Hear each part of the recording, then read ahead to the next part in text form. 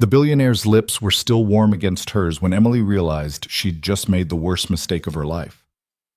$1,000. That's what they'd paid her to humiliate Lucas Blackwood in front of Manhattan's elite. But he wasn't pulling away. His hand was on her waist, possessive, dangerous, and the entire ballroom had gone silent. This wasn't supposed to happen. She was supposed to grab the cash and disappear. Instead, she'd just dragged herself into the world of a man who never forgave, never forgot, and apparently never let go. If you want to see how this impossible story ends, stay until the very last word. And please, hit that like button and drop a comment telling me what city you're watching from. I love seeing how far these stories travel. The kiss that destroyed everything. Emily Carter's hands were shaking, and it wasn't from the cold. The Ashford Hotel ballroom was overheated, packed with bodies in designer gowns and custom tuxedos, the kind of people who spent more on a single cocktail than Emily made in a week. She stood near the service entrance with a tray of champagne glasses, trying to blend into the marble pillars and golden wallpaper, trying to be invisible the way poor people learned to be invisible in spaces like this. But tonight, she couldn't afford to be invisible. $1,000, Vanessa Sinclair had said 20 minutes earlier, her red lips curling into something that might have been a smile if smiles weren't supposed to have warmth in them. Cash, right now. All you have to do is walk up to Lucas Blackwood and kiss him, in front of everyone. Emily had stared at the stack of bills Vanessa held out like bait. 10 crisp hundreds. More money than she'd seen in months. That's it? Emily had asked, knowing it couldn't be that simple. Nothing was ever that simple. That's it? Vanessa's smile widened. Just a kiss. Public. Humiliating for him, profitable for you. Do we have a deal? Emily should have walked away. Should have told this woman with her diamond earrings and her cruel eyes to find someone else to do her dirty work. But the eviction notice was tucked in Emily's bag, and her brother's medical bills were stacked on her kitchen counter at home, and she was so goddamn tired of drowning. So she'd said yes. Now she was standing across the ballroom from Lucas Blackwood, and her heart was trying to climb out of her throat. He stood near the main bar, surrounded by men in expensive suits who laughed too loud at things that probably weren't funny. Lucas himself wasn't laughing. He held a glass of whiskey. Neat, Emily noticed, because of course a man like him wouldn't dilute anything, and his eyes scanned the room with the expression of someone who'd been to 1,000 parties exactly like this one and found them all equally tedious. Lucas Blackwood, 32 years old, billionaire, CEO of Blackwood Industries, which apparently did something important with technology and acquisitions that Emily didn't understand and couldn't afford to care about. The man was everywhere in New York, on magazine covers, in financial news, on the sides of buildings his company owned, and he was beautiful in that specific way. Powerful men were beautiful. Not pretty.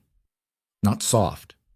His face was all sharp angles and dark eyes, black hair styled just messy enough to look accidental, a jaw that could cut glass. He wore his tuxedo like armor, like he'd been born in it. Emily hated him on principle. She hated all of them. These people who threw parties that cost more than her annual rent, who sipped champagne while people like her worked 3 jobs just to keep the electricity on.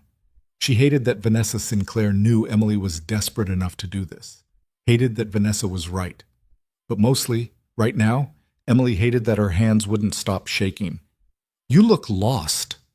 Emily jerked her head around. A waiter, older, kind eyes, was standing next to her with his own tray of drinks. First time working an event like this? He asked. Emily managed a weak smile. That obvious? You've got the look. He nodded toward the crowd. Like you're waiting for someone to figure out you don't belong here. Don't worry. These people don't actually see us. We're furniture to them.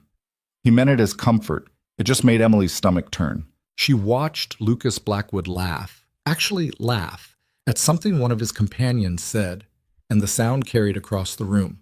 It was a nice laugh, real, the kind that made you want to know what the joke was. Emily gripped her empty tray tighter. Just walk up there. Kiss him. Take the money. Leave. Simple. Except her feet wouldn't move. You okay? The waiter asked. Yeah. Emily forced herself to breathe. Just nervous. You'll be fine. These events always feel overwhelming at first, but I have to go, Emily interrupted, because if she didn't do this now, she never would. She set down her tray, smoothed her simple black dress, the nicest thing she owned, which still looked like garbage compared to what everyone else was wearing. Vanessa was watching from across the room, one perfectly sculpted eyebrow raised in challenge. Emily started walking. The crowd seemed to part around her without anyone actually moving.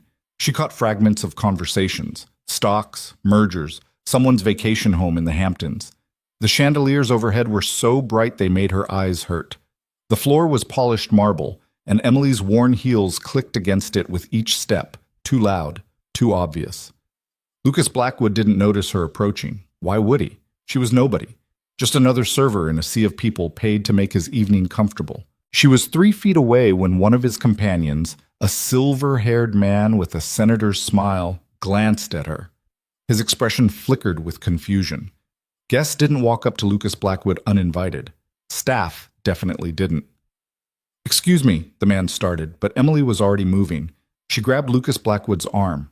He turned, startled, whiskey glass still raised halfway to his mouth. Up close, he was taller than she'd expected. His eyes were dark brown, almost black, and they locked onto hers with an intensity that made her breath catch. "Can I help you?" His voice was deep, controlled, with just enough edge to remind her exactly who she was dealing with. Emily didn't let herself think, didn't let herself hesitate.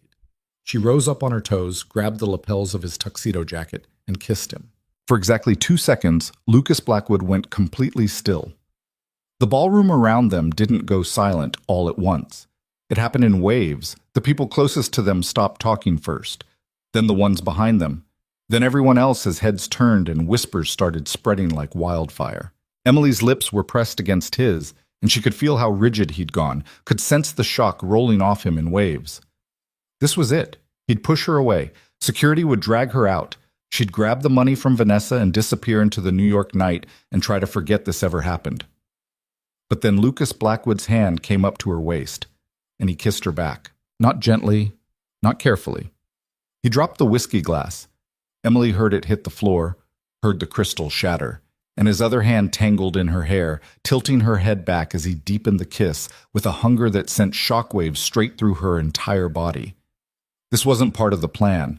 Emily made a sound, surprise, panic, something, against his mouth, but Lucas didn't let go. His fingers tightened in her hair.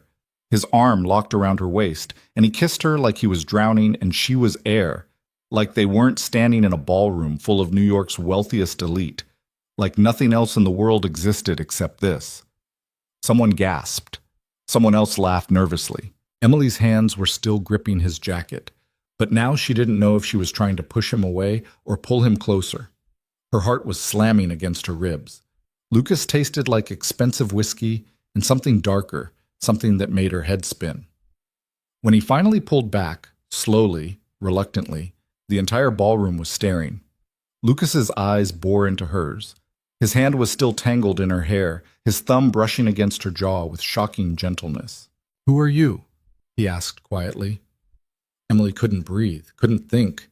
The heat of his body against hers, the way he was looking at her like she'd just set his entire world on fire. Her voice came out broken. "I'm sorry. I didn't mean to—" "You didn't mean to kiss me?" One corner of his mouth lifted. Not quite a smile. Something more dangerous. That was fairly intentional? It was a mistake. Emily tried to step back, but his arm was still around her waist, solid as steel. "Please, I need to—" "Lucas." The voice cut through the moment like a knife. A woman in a silver gown was approaching, her expression carefully blank in that way people practiced when they were furious but too well-bred to show it. "Catherine?" Lucas's tone went flat. He released Emily so suddenly she almost stumbled. "I didn't realize you'd be here." "Clearly." Catherine's eyes flicked to Emily with barely concealed contempt. "Should I assume this is a friend of yours?" "Something like that." Lucas straightened his jacket, and just like that, the heat was gone from his expression. He was back to being the untouchable billionaire, and Emily was just a girl who'd made a catastrophic error in judgment. Emily took her chance. She turned and pushed through the crowd, ignoring the whispers, ignoring the way people stared. Her face was burning, her lips still tingled. She needed to get out of here, needed to find Vanessa, get her money, and a hand caught her wrist. Emily spun around. Lucas had followed her, leaving Catherine and his companions behind. The crowd parted for him automatically. Wait, he said. I can't. Emily tried to pull free, but his grip was firm without being painful. I'm sorry, I shouldn't have done that. Just let me go. What's your name? It doesn't matter. It matters to me. Emily finally yanked her hand free. Why? So you can have security throw me out? Consider it done. I'm leaving. She made it another 10 steps before she heard him call after her. At least tell me why. Emily stopped. She shouldn't engage, shouldn't turn around, but something in his voice made her pause. When she looked back, Lucas Blackwood stood in the middle of the ballroom with everyone watching, and he looked lost. Just for a second. Just long enough for Emily to see past the billionaire armor to something raw underneath. Someone paid me, Emily said, and hated how small her voice sounded. $1,000 to walk up and kiss you in front of everyone. I'm sorry, I needed the money. She didn't wait for his reaction, didn't want to see the anger or disgust or whatever came next. She turned and walked straight toward the exit, her vision blurring with tears she refused to let fall until she was outside. The cold March air hit her like a slap when she pushed through the hotel doors. Manhattan stretched out around her, lights and traffic and 8 million people who had no idea that Emily Carter had just destroyed her own life for $1,000. Except when she looked around for Vanessa, the woman was gone. No money, no payment, nothing. Emily stood on the sidewalk outside the Ashford Hotel and started laughing, because what else was there to do? She'd humiliated herself and Lucas Blackwood in front of New York's elite for absolutely nothing. Her phone buzzed. A text from an unknown number. You actually did it. Pathetic. Did you really think I'd pay you? Enjoy the consequences. Emily stared at the message until her vision went blurry again. Then she started walking. She didn't know where she was going, didn't care. Her apartment was 40 blocks north, but she couldn't face it yet. Couldn't face the eviction notice, or her brother's worried questions, or the reality that she'd just torpedoed what little stability she had left for a prank that hadn't even paid out. She walked for hours. By the time Emily finally made it home, it was past midnight. The building was quiet, the stairs creaking under her feet as she climbed to the third floor. Her hands shook as she unlocked the door. Em? Her brother's voice came from the living room. 17-year-old Danny was curled up on their threadbare couch with textbooks spread around him, trying to study despite the exhaustion written across his face. You're home late, he said, looking up. Then his expression changed. What happened? Nothing. Emily dropped her bag and kicked off her heels. Just a long night. You look like you've been crying. I'm fine. I said I'm fine. The words came out sharper than she intended. Danny flinched and guilt crashed over her immediately. I'm sorry. I didn't mean to snap. I'm just tired. Danny watched her with those two old eyes that kids got when they'd been through hell. Their parents had died in a car accident 3 years ago, leaving Emily to raise him at 27. Then Danny got sick. Leukemia. The treatments were working, but the bills were astronomical, and Emily's 3 jobs still weren't enough. Did something happen at the event? Danny asked quietly.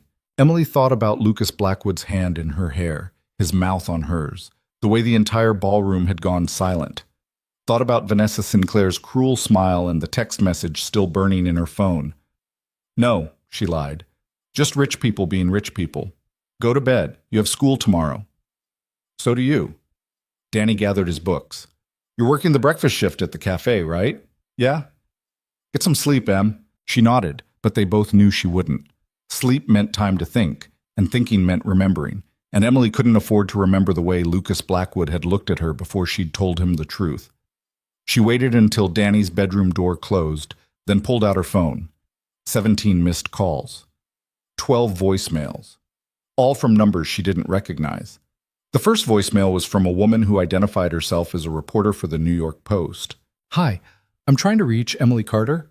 We're running a story about the incident at the Ashford Hotel tonight, and we'd love to get your comment. Please call me back at... Emily deleted it, opened the next one. Absolutely need to speak with you about your relationship with Lucas Blackwood. Delete. Offering an exclusive interview if you're willing to... Delete. She made it through 6 voicemails before her hands started shaking too hard to hold the phone. They knew her name. The press knew her name. Emily opened her laptop, ancient, running on borrowed time, and typed her own name into Google. The first result was from 20 minutes ago. Mystery woman kisses billionaire Lucas Blackwood at charity gala. Who is Emily Carter? Below it, dozens more. Blackwood's secret romance, CEO caught in passionate kiss with unknown woman. Lucas Blackwood finally moving on.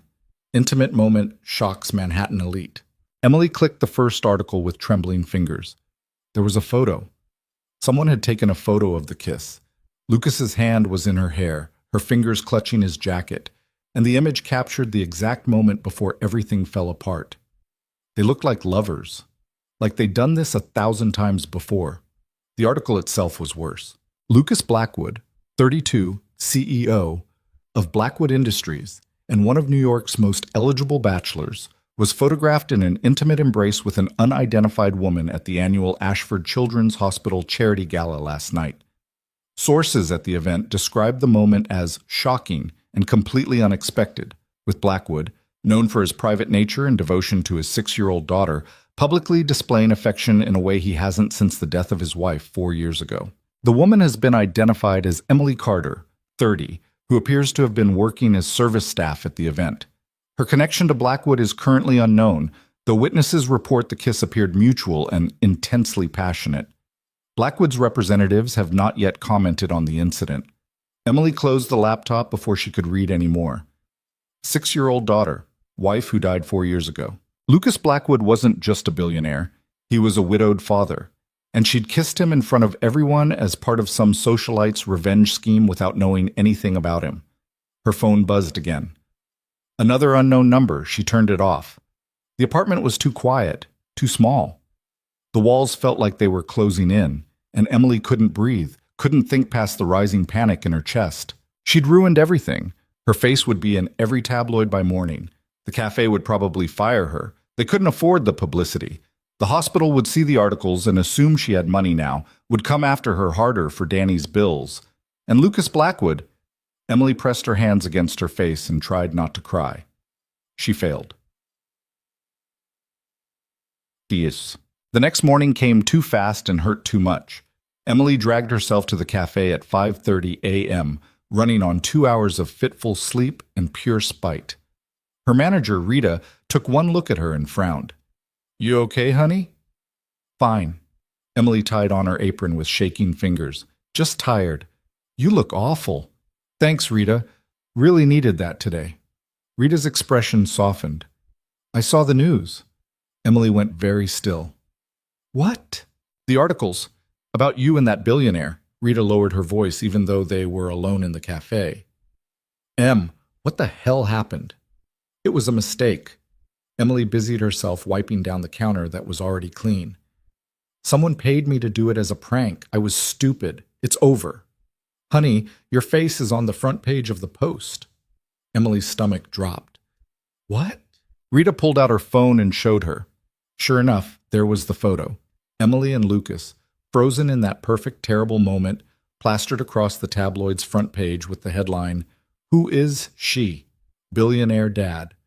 Lucas Blackwood's mystery woman revealed." "I need this job, Rita."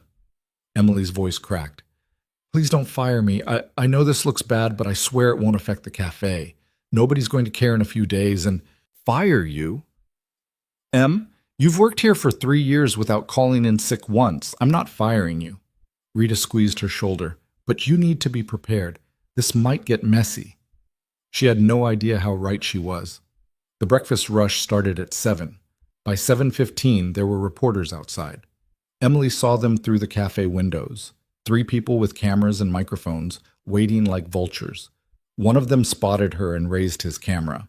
"Back door," Rita said immediately. "Now." "I can't just leave."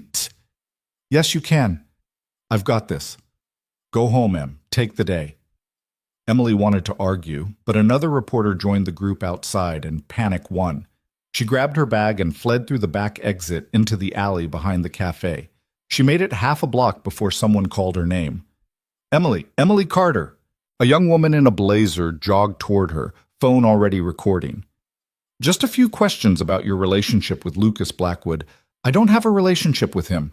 Emily walked faster. But the photos? It was a mistake. Leave me alone. Is it true someone paid you to kiss him? Our sources say. Emily broke into a run. She didn't stop until she was 6 blocks away, ducked into a bodega she'd never been to before, breathing hard and trying not to throw up.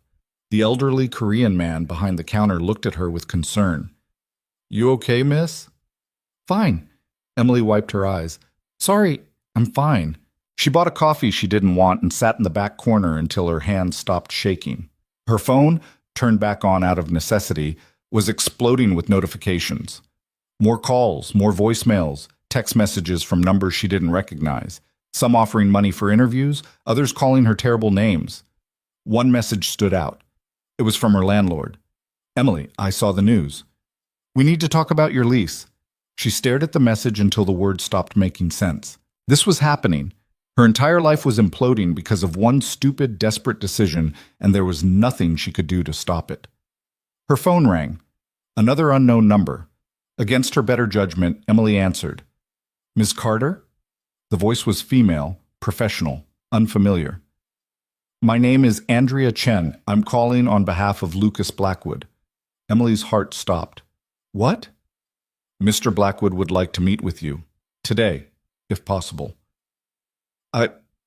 No. Tell him I'm sorry, but I can't. Ms. Carter, I understand this situation is overwhelming, but Mr. Blackwood is prepared to help you manage the media attention if you're willing to speak with him, privately. He wants to help me? Emily laughed, and it came out slightly hysterical. Why would he want to help me? I humiliated him. That's something you'll need to discuss with him directly. Andrea's tone remained perfectly neutral. There's a car outside the bodega where you're currently sitting, black SUV. The driver will bring you to Mr. Blackwood's office whenever you're ready.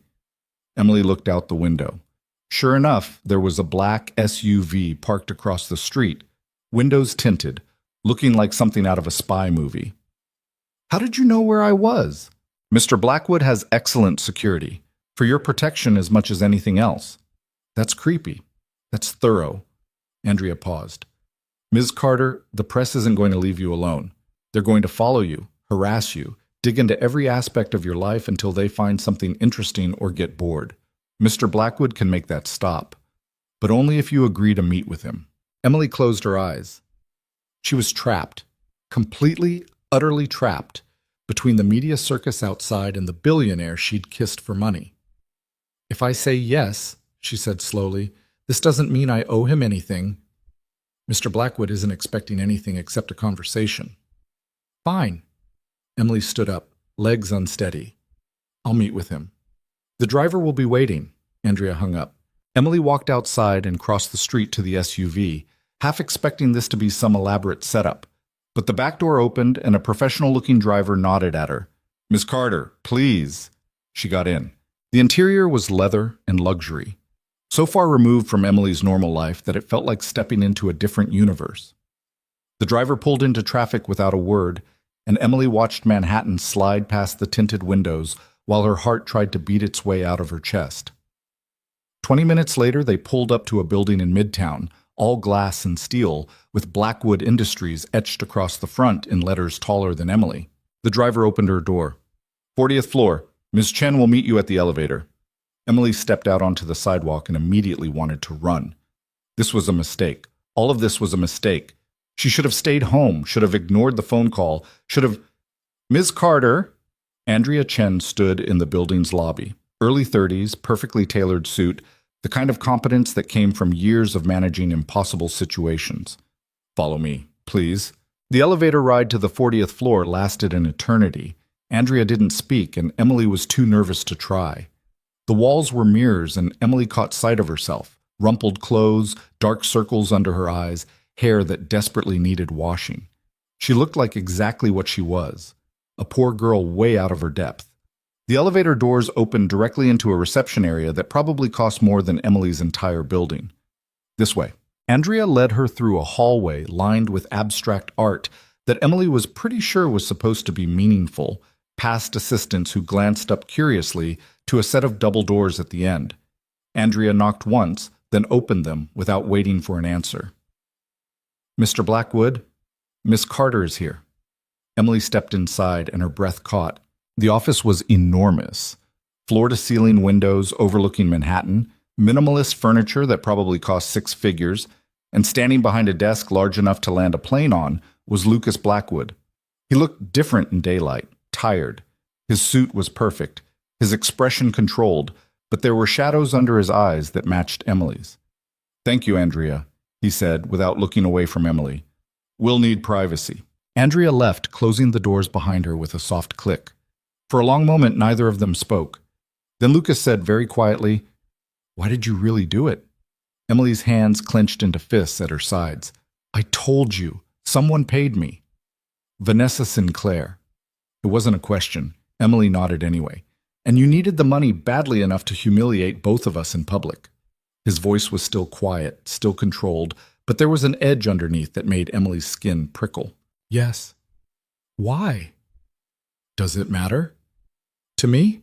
Yes." Emily met his eyes, those dark, unreadable eyes that had haunted her dreams, and something in her chest cracked open. "My brother is sick," she heard herself say. "Leukemia. The treatments are working, but the bills are... I'm drowning. I work 3 jobs and it's not enough. My landlord is threatening to evict us. The hospital keeps calling. I can't..." Her voice broke. "I can't keep him alive and keep us housed and keep myself together. And Vanessa offered me $1,000 to kiss you. So I did. I'm sorry. I know that doesn't fix anything, but I'm sorry." Silence. Lucas walked around his desk slowly, and Emily fought the urge to back away. He stopped a few feet from her, close enough that she could smell his cologne, something expensive and cedar dark. "You have nothing to apologize for," he said. Emily blinked. "What?" "Vanessa Sinclair has been trying to destroy me for years. She used you as a weapon because she knew I'd respond exactly the way I did." His jaw tightened. "The person who owes you an apology is me. You didn't do anything wrong. I kissed you back." Lucas's eyes searched hers. "In front of everyone, without thinking about the consequences for you, and now your life is falling apart because of it. That's not your fault, isn't it?" He reached up like he was going to touch her face, then stopped himself. "I could have pushed you away, should have. Instead, He trailed off, something unreadable flickering across his expression.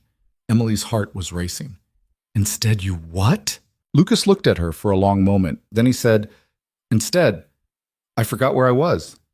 Forgot who was watching. For the first time in 4 years, I felt something other than grief, and I didn't want to let go."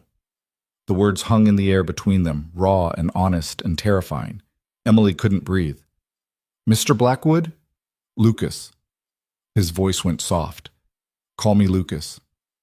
"Lucas?" His name felt strange in her mouth. Intimate. "What do you want from me?" "Nothing you're not willing to give." He stepped back, putting distance between them again, and Emily could see the walls going back up. "But I can help you. With the medical bills, the eviction, the media, all of it. If you'll let me." "Why would you do that?" "Because Vanessa used you to hurt me, and I won't let her win." Lucas returned to his desk, all business now. "Also because I don't like seeing people suffer when I can prevent it. I don't need charity. It's not charity, it's..." He hesitated. "Call it reparations. For dragging you into my mess." Emily wanted to refuse, wanted to tell him to keep his money and his guilt and his complicated feelings. But Danny's face flashed through her mind, pale and tired, trying so hard to be brave. And pride was a luxury she couldn't afford. "What's the catch?" she asked. Lucas almost smiled. "Smart. The catch is that we need to control the narrative before it controls us. The media thinks we're having some kind of secret romance.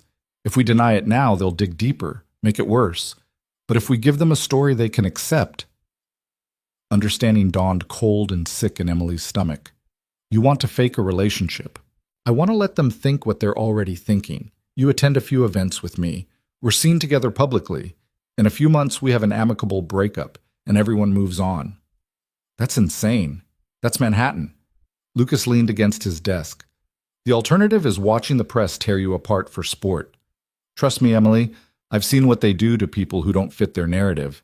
It's not pretty." Emily wrapped her arms around herself. And what do I get out of this, besides not being destroyed by the tabloids? I pay off your brother's medical bills, all of them. I pay your rent for the next year, and I make sure you and Danny are protected, security, legal support, whatever you need. It was too much, too generous, too perfect. What do you really want? Emily asked again. Lucas was quiet for a long moment. Then he said, My daughter Sophie is 6 years old. She hasn't seen me smile in 4 years. But last night, after I got home from that party, she asked me who the pretty lady was who made me happy. And I realized, he stopped, jaw working. I realized she doesn't remember what it looks like when I'm not grieving, and that's not fair to her. So this is for your daughter. This is for all of us. Lucas's eyes met hers. You need help. I need to move forward. Sophie needs to see that happiness is still possible. Maybe we can give each other that. Emily thought about Danny, about the bills, about the eviction notice, thought about reporters camped outside her cafe and her landlord's message and the way her entire life had imploded in less than 24 hours. She thought about Lucas Blackwood's hand in her hair and the way he'd kissed her like she mattered. Okay, she said before she could change her mind. I'll do it. Lucas's shoulders relaxed slightly. Thank you. But I have conditions. Name them. Danny doesn't know the truth. As far as he's concerned, Emily couldn't quite say the word. Together. Actually together. I won't lie to him about anything else, but I can't have him worrying that this is fake. Agreed. And when this ends, it ends clean. No drama, no mess. We tell a simple story and walk away. Agreed. And Emily hesitated. I need to know this won't hurt Sophie. If she's going to get attached to me and then I disappear. Sophie is resilient. But Lucas's voice had gone tight. I'll make sure she understands this is temporary. Emily nodded slowly. Then we have a deal. Lucas extended his hand. Emily stared at it for a moment. Strong, elegant, the hand of a man who'd built an empire, before she shook it. His grip was warm, firm. It felt like signing away her soul. I'll have Andrea draw up the paperwork, Lucas said. Non-disclosure agreement, financial arrangements, everything official. You'll move into my penthouse by the end of the week. Emily's eyes went wide. Move in with you? The press needs to believe this is real. That means being seen together, living together. He must have seen the panic on her face because he added, You'll have your own room, your own space, and Danny is welcome, of course. Okay. Emily's head was spinning. Okay. Andrea will handle the logistics. For now, let's get you out of here before the press realizes where you are. He walked her to a private elevator, because of course he had a private elevator, and pressed the button for the parking garage. Emily, Lucas said as the doors started to close. She looked up. Thank you, he said quietly, for agreeing to this. I know it's not ideal. Nothing about this is ideal. Emily managed a weak smile. But I guess we're stuck with each other now. The doors closed on whatever Lucas might have said next. Emily rode down to the garage alone, her hand still tingling from where he'd held it, and wondered what the hell she'd just agreed to. The penthouse was nothing like Emily had imagined, which was stupid because she should have expected exactly this. 40 floors above Manhattan, floor-to-ceiling windows that made the city look like a toy model, furniture that probably cost more than most people's houses. What she hadn't expected was how empty it felt. Lucas gave her the tour himself, which surprised her. She'd assumed he'd hand her off to Andrea or some housekeeper, but instead he walked her through room after room of perfectly designed, barely lived-in space, his hands in his pockets like he didn't quite know what to do with them. Your room, he said, opening a door to a bedroom that was bigger than Emily's entire apartment. Bathrooms through there, closets already stocked. Andrea had someone pull clothes in your size. If anything doesn't fit or you hate it all, just tell her. Emily stepped inside and tried not to visibly panic. The bed was enormous, covered in white linens that looked like they'd never been slept in. Abstract art hung on the walls. Through another door, she could see a bathroom with a tub big enough to swim in. This is too much, she said. It's a guest room. Lucas, I've seen apartments smaller than this bathroom. He almost smiled. Danny's room is next door. I had them set it up with a desk for homework, and there's a gaming system if he wants it. Sophie's room is down the hall. She stays with me Thursday through Sunday every week. Shared custody with my late wife's parents. Emily turned to look at him. You don't have to explain your custody arrangement to me. I know, but you'll meet Sophie tomorrow, and I thought... He trailed off, running a hand through his hair in a gesture that made him look suddenly younger. I thought you should know what you're walking into. A 6-year-old who doesn't remember seeing you happy. Emily repeated his words from earlier, watching his expression tighten. That's what you said. I shouldn't have told you that. Why not? It's the truth, isn't it? Lucas was quiet for a moment. Then he said, Sophie's therapist says she's doing well, adjusting. Kids are resilient. You said that before too, like you're trying to convince yourself. Maybe I am. He met her eyes. Her mother died when she was 2. She doesn't remember Rebecca at all, and sometimes I don't know if that's a blessing or another thing I failed to give her. The raw honesty in his voice made Emily's chest ache. She wanted to say something comforting, something that would ease the pain carved into every line of his face. But what did she know about losing a spouse? About raising a child through grief? I'm sorry, she said quietly. About your wife. Thank you. Lucas stepped back into the hallway. Dinner's at 6:30, casual. Sophie will be here, so... He hesitated. Just be yourself. She's good at spotting fake. Great. No pressure. This time he did smile, just slightly. You kissed me in front of 300 people for money you never got paid. I think you can handle dinner with a first grader. After he left, Emily sat on the edge of the too-big bed and called Danny. Em? Her brother picked up on the first ring. Where are you? Rita said you left work early and you're not answering texts, and I'm fine. I'm sorry. I should have called sooner. Emily took a breath. I'm at Lucas Blackwood's penthouse. Silence. Danny? The billionaire.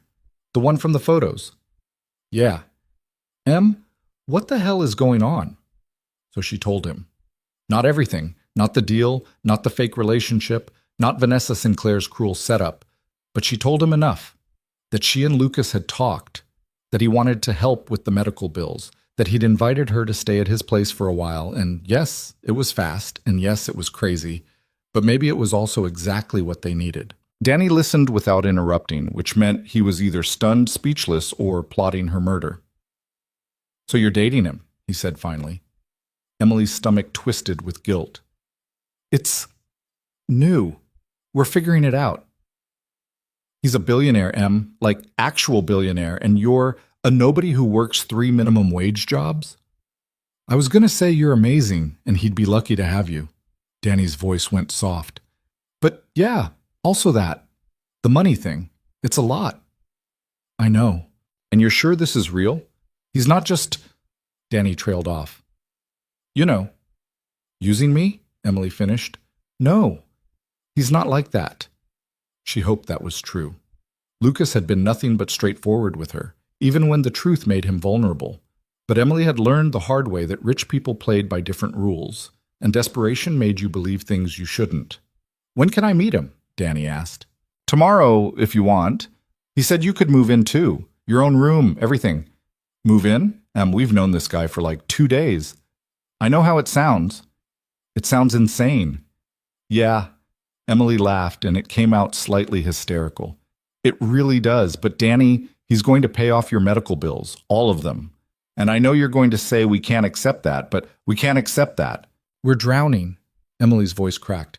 I'm working myself to death, and it's still not enough. The hospital keeps calling. The landlord wants us out. I can't save you and keep us together, and I'm so tired of failing. You're not failing. Danny sounded close to tears himself. Em, you've given up everything for me. Your whole life, you are my life. You're all I have left. And if Lucas Blackwood wants to help, I'm not too proud to say yes. They were both quiet for a long moment. Okay, Danny said finally. If you trust him, I trust you. But I'm bringing my baseball bat when I move in, just in case. Emily smiled through her tears. Deal! Dinner was a disaster, but not the kind Emily expected. She'd dressed carefully. One of the outfits Andrea had stocked in her closet, nothing too fancy but nice enough that she didn't feel like the help. Lucas had changed into jeans and a sweater, which was somehow more intimidating than the suits because it made him look human and touchable and real. Sophie arrived at 6:15 exactly. Emily heard her before she saw her, small feet running through the penthouse, a child's voice calling, "Daddy!" with unself-conscious joy. Then a tiny tornado burst into the dining room, all dark curls and bright eyes, and launched herself at Lucas with enough force to make him stagger. "Hey, little bit!" Lucas caught her easily, lifting her up like she weighed nothing. "Good day?" "Grandma let me have ice cream for lunch." Sophie grinned, clearly pleased with herself. "Don't tell Grandpa. Your secret's safe with me." Lucas set her down, and that's when Sophie noticed Emily. The little girl went very still, her eyes widening. "Sophie," Lucas said gently, "this is Emily. Remember I told you she'd be joining us for dinner?" Sophie nodded slowly, still staring. Emily crouched down to Sophie's eye level, heart pounding. "Hi, Sophie. It's nice to meet you." "You're the pretty lady from Daddy's phone," Sophie said. Lucas coughed. "I showed her the photo from the gala. I thought it would be better if she knew beforehand." "The one where you're kissing?" Sophie tilted her head. "Are you Daddy's girlfriend now?" Emily's mouth went dry. She glanced at Lucas, who looked equally panicked. "We're friends," Emily managed. "Getting to know each other." "But you kissed him." "I did." "So you like him?" "Sophie," Lucas warned gently. "What?" "I'm just asking." Sophie turned her attention back to Emily, studying her with the intense focus only children could manage. "Do you like pizza?" The subject change was so abrupt Emily almost laughed. "Yeah, I like pizza." "Good. Daddy always orders the boring kind with just cheese. We need someone on our side who likes pepperoni." "I like pepperoni." Sophie's face lit up. "See, Daddy? Emily gets it." Lucas shook his head, but he was smiling, actually smiling, warm and real. "I'm outnumbered, fine. Pepperoni it is." Dinner was chaos in the best way. Sophie talked non-stop, jumping from topic to topic with the logic of a 6-year-old who'd discovered an audience. She told Emily about her school, her best friend Maya, the turtle she wanted but Grandma said was too much responsibility, her favorite color, purple, obviously, and approximately 15 other things without pausing for breath. Lucas watched his daughter with something close to wonder, like he was seeing her for the first time in years. "Emily," Sophie said suddenly, pointing her pizza crust at her, "can you do a cartwheel?" Probably not without breaking something." "I can do 3 in a row. Want to see?" "Sophie, not in the house," Lucas said automatically. "But Daddy, outside on the terrace, after dinner, if Emily wants to." Sophie turned pleading eyes on Emily. "Do you want to see?" "Absolutely," Emily said, meaning it. After dinner, Sophie dragged Emily outside to the massive terrace while Lucas cleaned up. The city spread out below them, lights beginning to sparkle as dusk settled over Manhattan. Sophie did exactly 3 cartwheels, slightly wobbly but triumphant. Then she flopped down on one of the outdoor couches and patted the seat next to her. "Daddy seems happy," she said as Emily sat down. "Yeah? He's been sad for a really long time, since before I can remember." Sophie swung her legs, not quite reaching the ground. "Grandma says he loved my mommy so much that when she died, part of him died too." Emily's throat tightened. "That must be hard to understand." "I don't remember her. Mommy, I mean." Sophie looked up at the darkening sky. "Sometimes I feel bad about that. Like I should remember, but I don't." "That's not your fault, Sophie." "I know. My therapist says the same thing." She said it so matter-of-factly, like having a therapist was the most normal thing in the world. "Do you think Daddy likes you?" The question caught Emily off guard. I don't know. Maybe. He does. I can tell." Sophie leaned against Emily's side, warm and trusting. "You make him smile different, not the fake smile he does for Grandma and Grandpa. A real one." Emily didn't know what to say to that. Didn't know how to explain to this sweet, perceptive child that the smiles were part of a performance, that Emily was here because of a deal, that none of this was quite real. So instead she said, "Your dad loves you a lot. You know that, right?" "Duh," Sophie grinned. "He's the best daddy in the whole world, even when he orders boring pizza." Lucas found them like that 20 minutes later, Sophie half asleep against Emily's shoulder, Emily staring out at the city and wondering how everything had gotten so complicated so fast. "Bedtime, little bit," Lucas said softly. Sophie groaned but didn't argue. She gave Emily a sleepy hug before taking her father's hand and shuffling inside. Emily stayed on the terrace, breathing in the cool night air, trying to remember why she'd agreed to this. The money, yes, Danny's medical bills. But sitting here with Sophie's innocent questions still ringing in her ears, Emily realized she'd underestimated how hard it would be to fake feelings when a child's heart was involved. She likes you. Emily turned. Lucas stood in the doorway, hands in his pockets again, watching her with an expression she couldn't read. She's a good kid, Emily said. She is. Lucas stepped onto the terrace. I'm sorry if she asked uncomfortable questions. Sophie's at that age where she doesn't understand filters yet. It's fine.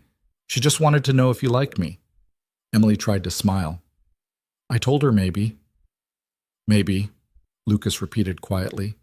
He moved to stand beside her at the railing, close enough that Emily could feel the warmth of him in the evening chill. That's diplomatic. What would you have said? He was quiet for a long moment, staring out at the city. I don't know, he admitted finally. A week ago, I would have said I was incapable of liking anyone that way. That part of me died with Rebecca, and I was fine with that. Better to be alone than to risk feeling that kind of loss again. And now? Lucas turned to look at her, and the intensity in his eyes made Emily's breath catch. Now I'm standing here wondering if maybe I was wrong, he said, about being fine with being alone, about being incapable of feeling anything. Lucas, I'm not expecting anything from you. He said it quickly, like he needed to get the words out before he lost his nerve. This arrangement we have, I know what it is. But I need you to understand that when I kissed you at that gala, it wasn't just shock or instinct. For the first time in 4 years, I felt like I could breathe again. And I know that's not fair to put on you, but stop. Emily held up a hand, heart racing. You can't say things like that. Why not? Because this isn't real. We have a deal. A business arrangement. And if you start confusing that with actual feelings, someone's going to get hurt. You're right. Lucas stepped back, and Emily hated the loss of his warmth immediately. I'm sorry. That was inappropriate. It's fine. Just let's keep this simple, for Sophie's sake, if nothing else. Simple, Lucas echoed. Right. He went back inside, and Emily stayed on the terrace alone, trying to ignore the fact that her hands were shaking and her heart was doing complicated things it had no business doing for a man she barely knew. The next 2 weeks fell into a rhythm that almost felt normal. Danny moved in, suspicious at first but gradually warming up, when it became clear Lucas wasn't some controlling billionaire stereotype. The penthouse was big enough that they could all have their own space, and Lucas made a point of treating Danny like a person, not a charity case. They talked about basketball, debated movies, and Lucas even helped Danny with calculus homework one evening, which Emily found absurdly attractive and immediately tried not to think about. The media attention intensified rather than faded. Paparazzi followed Emily everywhere, to the cafe, to the grocery store, to Danny's school pickup. Lucas had assigned her a security guard named Marcus, who was built like a tank and had the personality of a teddy bear. He kept the photographers at a reasonable distance, but they were always there, cameras ready, hungry for the next shot. Emily and Lucas played their roles perfectly. Coffee runs where they held hands for the cameras. A lunch date at a trendy bistro where Lucas pulled out her chair and looked at her like she mattered. A charity function where Emily wore a dress that cost more than her old monthly rent, and Lucas kept his hand on the small of her back all evening, solid and steady. It should have felt fake. Should have felt like acting. But sometimes, when Lucas laughed at something she said, or when his fingers intertwined with hers felt less like performance and more like comfort, Emily forgot they were pretending. That was dangerous. You're getting too close, Rita warned one afternoon at the cafe. Emily had gone back to work despite Lucas's offer to support her financially. She needed something that felt real, something that was hers. I see the way you look at him. I don't look at him anyway. Honey, I've known you for 3 years. You look at that man like he hung the moon. That's just for the cameras. Rita raised an eyebrow. There are no cameras in here. Emily focused on wiping down the espresso machine. It's complicated. Rich men always are. Rita's voice went gentle. Just be careful, Em. People like him, they live in a different world. And when this ends, I know, Emily interrupted. Trust me, I know. But did she? Because every day it got harder to remember that this had an expiration date.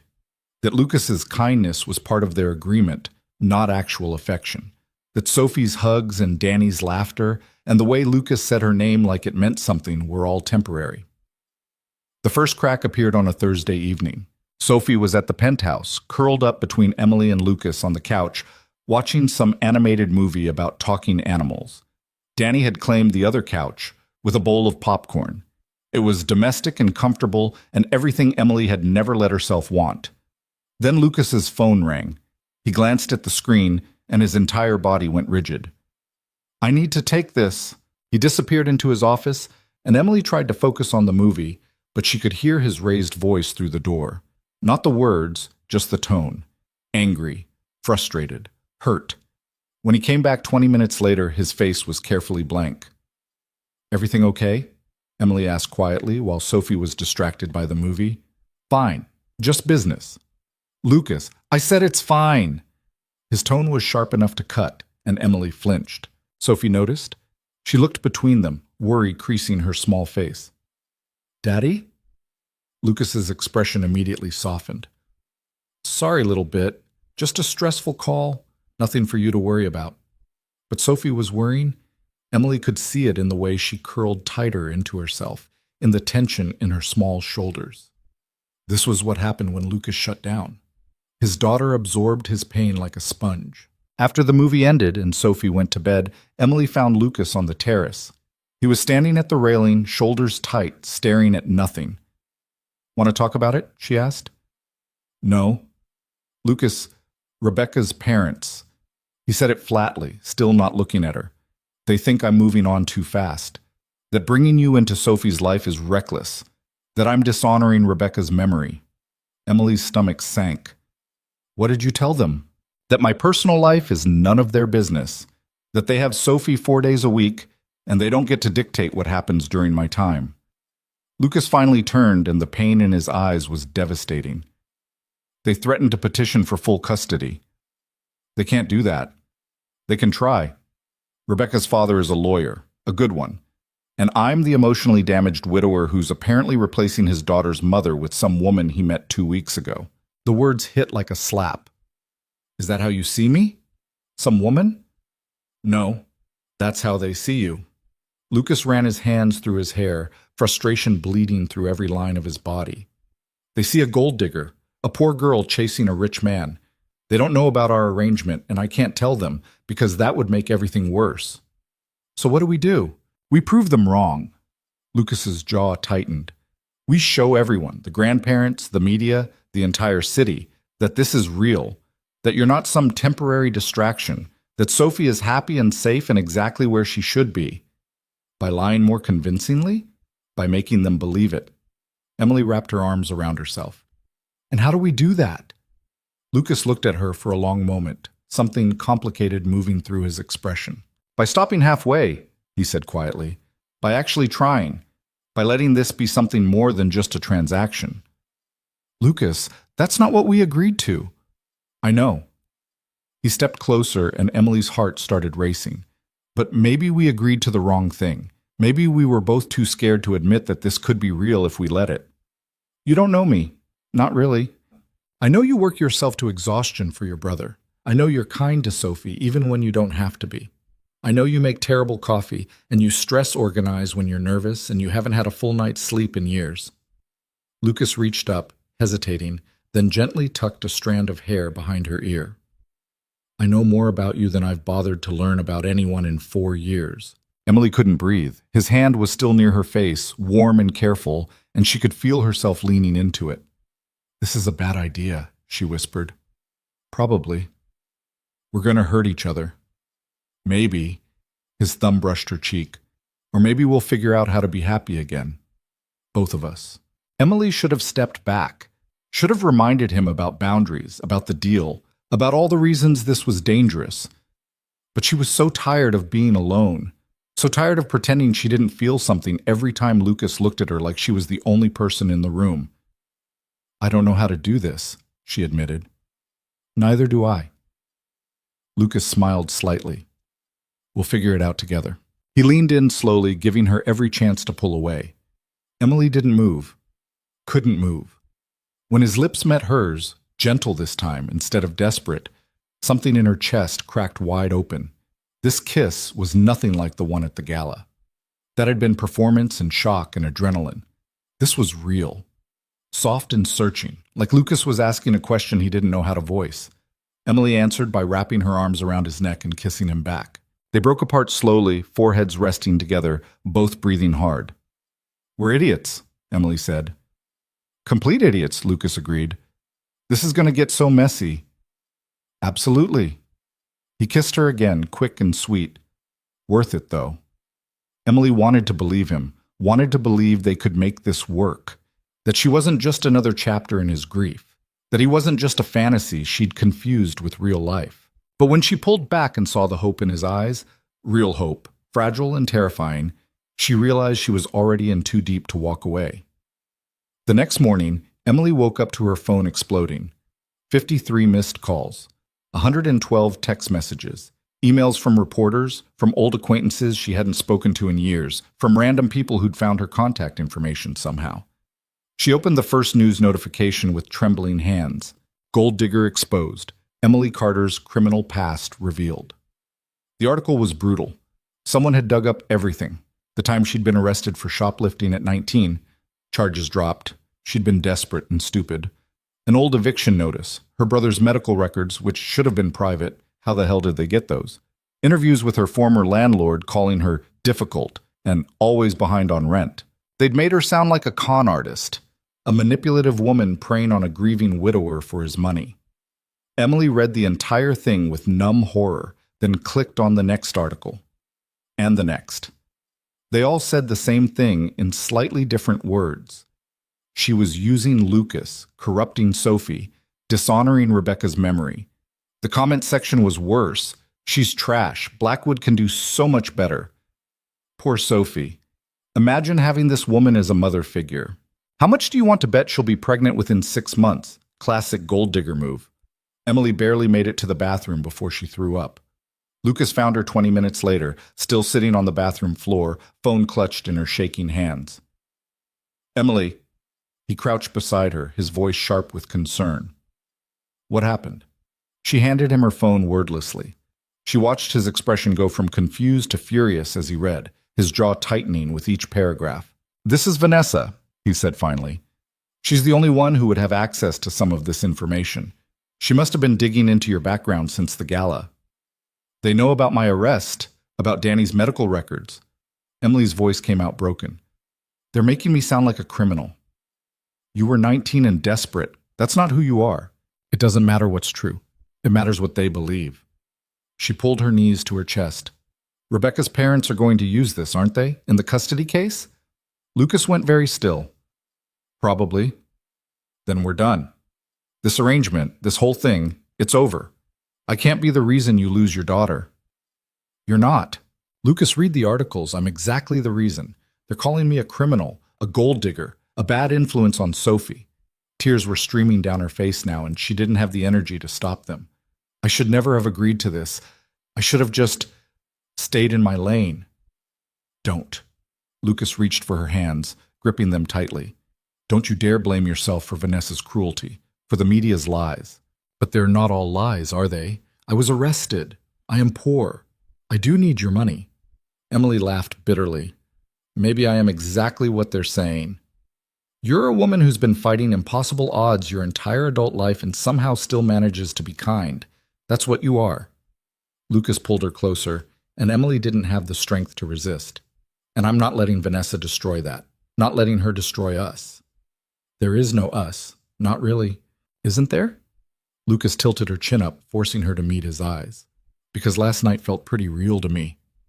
Last night was a mistake." "Was it?" His voice went soft. "Because I haven't stopped thinking about it, about you, about what it would mean to actually try this for real." Emily wanted to believe him, wanted to lean into the warmth of his arms and pretend the world outside didn't exist. But Sophie's face flashed through her mind, sweet, trusting Sophie who deserved better than a stand-in mother with a criminal record and a trail of media destruction. "I need to leave," Emily whispered. "No." "Lucas?" "No." He said it firmly, no room for argument. You're not running away because some vindictive woman planted lies in the press. We fight back. How? By telling the truth. Lucas stood, pulling Emily up with him. By showing everyone exactly who you are. Not the narrative Vanessa's selling, the real you. And who is that? A woman who sacrificed everything for her brother, who treats my daughter with genuine kindness, who makes me want to be better than the broken man I've been for 4 years. Lucas cupped her face in his hands. That's who I see. And that's who everyone else is going to see, too. Emily closed her eyes, letting herself have this moment, letting herself believe, just for a second, that love and truth could win against money and power and carefully constructed lies. Okay, she said finally. Okay, tell me what to do. Lucas smiled, fierce and determined. We start by releasing a statement, then we go on the offensive, and we show Vanessa Sinclair exactly what happens when she messes with my family. The word hung in the air between them, family. Emily's heart did something painful and hopeful at the same time, and she realized with terrifying clarity that she'd fallen for Lucas Blackwood somewhere between the fake smiles and the real kisses, between protecting her heart and losing it completely. This was going to end badly, but maybe, just maybe, it would be worth it. The press conference was Lucas's idea, and Emily hated every second of it. She sat beside him at a table in the Blackwood Industries conference room, facing a wall of cameras and reporters who looked at her like she was something they'd scraped off their shoes. Andrea had coached her for 2 hours that morning on what to say, how to sit, where to look. Don't fidget, don't cry, don't show weakness. Emily felt like she was drowning in front of an audience. Lucas's hand found hers under the table, warm and steady. He didn't look at her, but his fingers tightened around hers in a silent message. I'm here. You're not alone. Thank you all for coming, Lucas began, his voice carrying the same controlled authority he used in boardrooms. I'm aware of the recent articles concerning Emily Carter and her relationship with my family. I'm here today to address those allegations directly. A reporter in the front row raised her hand immediately. Mr. Blackwood, are you denying that Miss Carter has a criminal record? I'm denying that a single shoplifting charge from over a decade ago, charges that were dropped, I might add, defines who Emily is as a person. Lucas's tone could have cut glass. What defines her is that she's been supporting her younger brother through a serious illness while working multiple jobs. That she's shown my daughter more genuine kindness in 3 weeks than most people show in a lifetime. That she's exactly the kind of person I want in my life and in Sophie's life. Another reporter jumped in. But sir, critics are saying this relationship is moving too fast, that you're dishonoring your late wife's memory. My late wife would want me to be happy. Lucas's voice went tight. Rebecca spent her final days making me promise not to shut myself off from the world, to live, to be a good father to Sophie. And for 4 years, I failed at that promise, until I met Emily. Emily's throat closed up. This was the first time she'd heard him talk about Rebecca publicly, and the raw honesty in his voice was almost unbearable.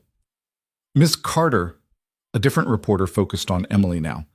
You were working as service staff at the gala where you met Mr. Blackwood. Some are questioning your motives for pursuing this relationship. What do you say to those accusations? Emily's prepared speech evaporated from her mind. Andrea's coaching disappeared.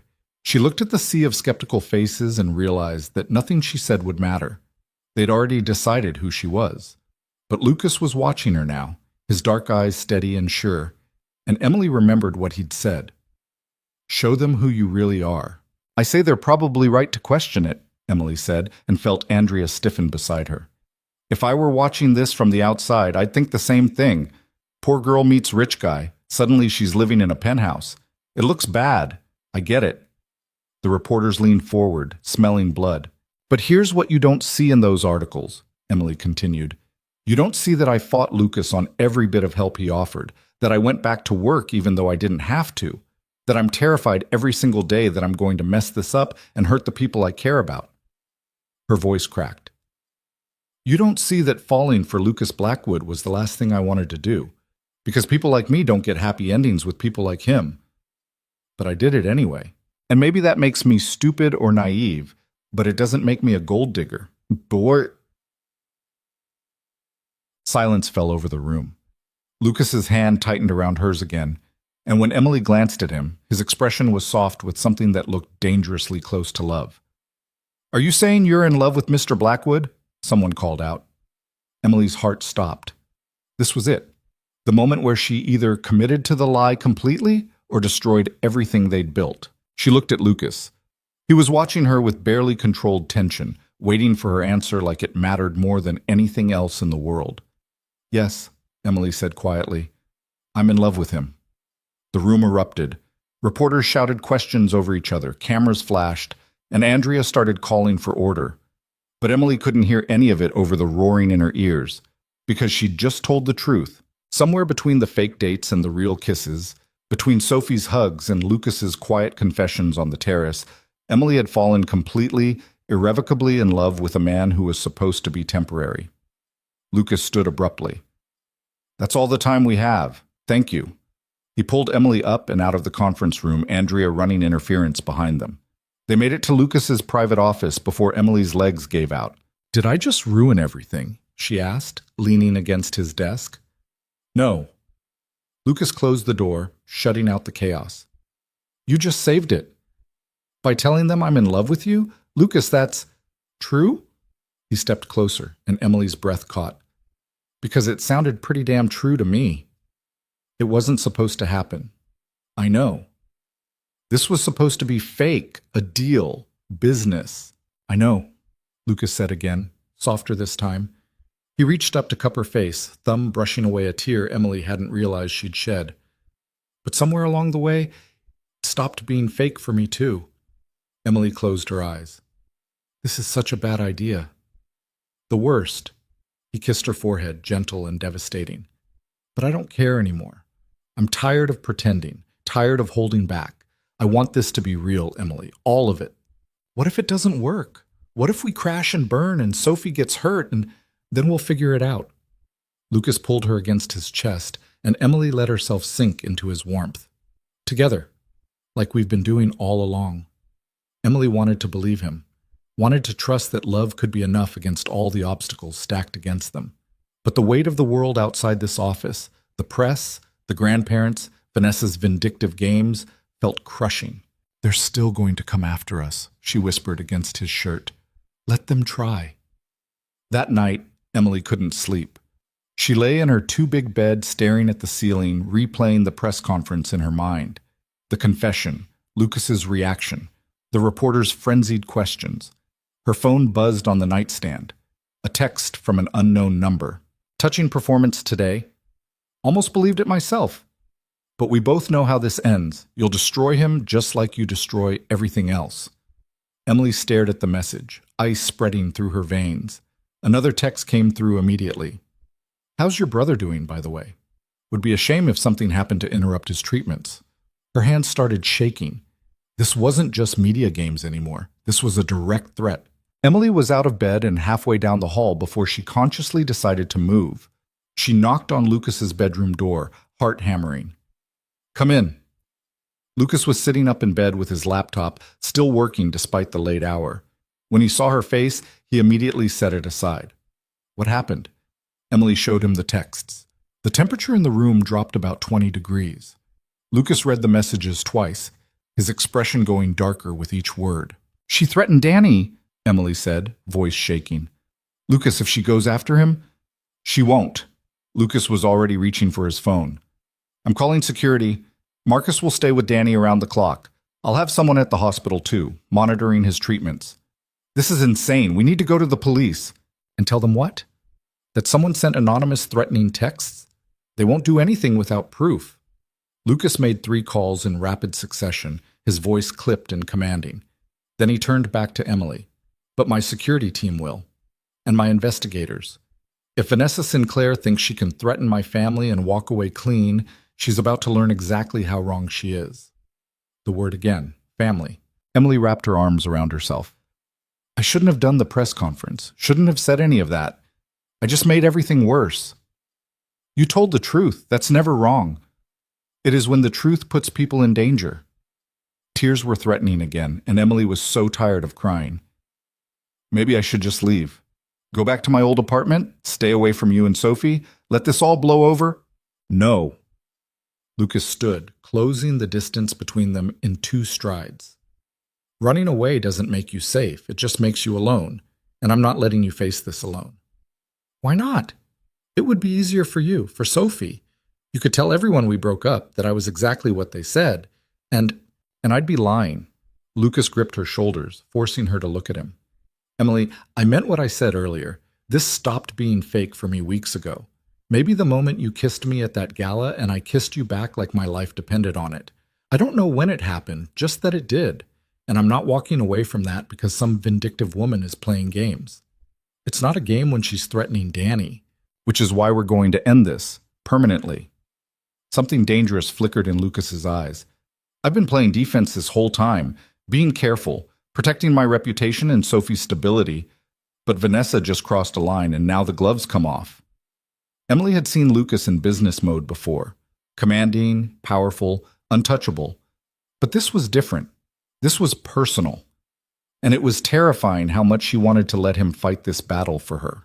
What are you going to do? She asked. What I should have done years ago, destroy her completely. The next morning brought unexpected backup. Emily was drinking coffee in the kitchen when Danny appeared, already dressed for school, looking more determined than she'd seen him in months. I'm doing an interview, he announced. Emily nearly dropped her mug. What? With that reporter from the Times, the one who keeps calling. Danny grabbed a bagel from the counter. I'm going to tell them the truth about you, about everything you've done for me, how you're not some gold digger, you're just my sister who's been keeping me alive. Danny, no, you don't need to get involved in this mess. I'm already involved. You're getting death threats because you fell in love with someone, and that's insane. Danny's voice cracked. Let me help, Em, please. Lucas appeared in the doorway. He's right. You're supposed to be on my side, Emily said. I am on your side, which is why I think Danny's interview is a good idea. Lucas poured himself coffee, perfectly calm. The press has been painting you as this manipulative villain, but they haven't heard from the person who knows you best, who's seen you sacrifice everything without asking for anything in return. Emily looked between them, her little brother who wasn't so little anymore, and the man who'd somehow become her entire world in less than a month. Fine, she said finally, but Danny, you have to be careful. They're going to ask intrusive questions about your illness, about our parents, about... I can handle it. Danny hugged her quickly. Trust me, okay? The interview ran 2 days later. Emily read it with her heart in her throat, sitting on the terrace while Lucas worked in his office and Sophie was at school.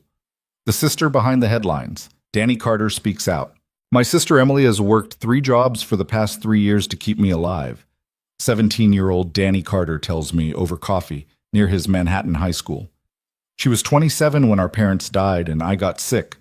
She could have put me in foster care, could have focused on her own life. Instead, she gave up everything, college, friends, any chance at a normal life, to be my parent and my caretaker and my entire support system. Carter's voice is steady, but his hands shake slightly as he continues.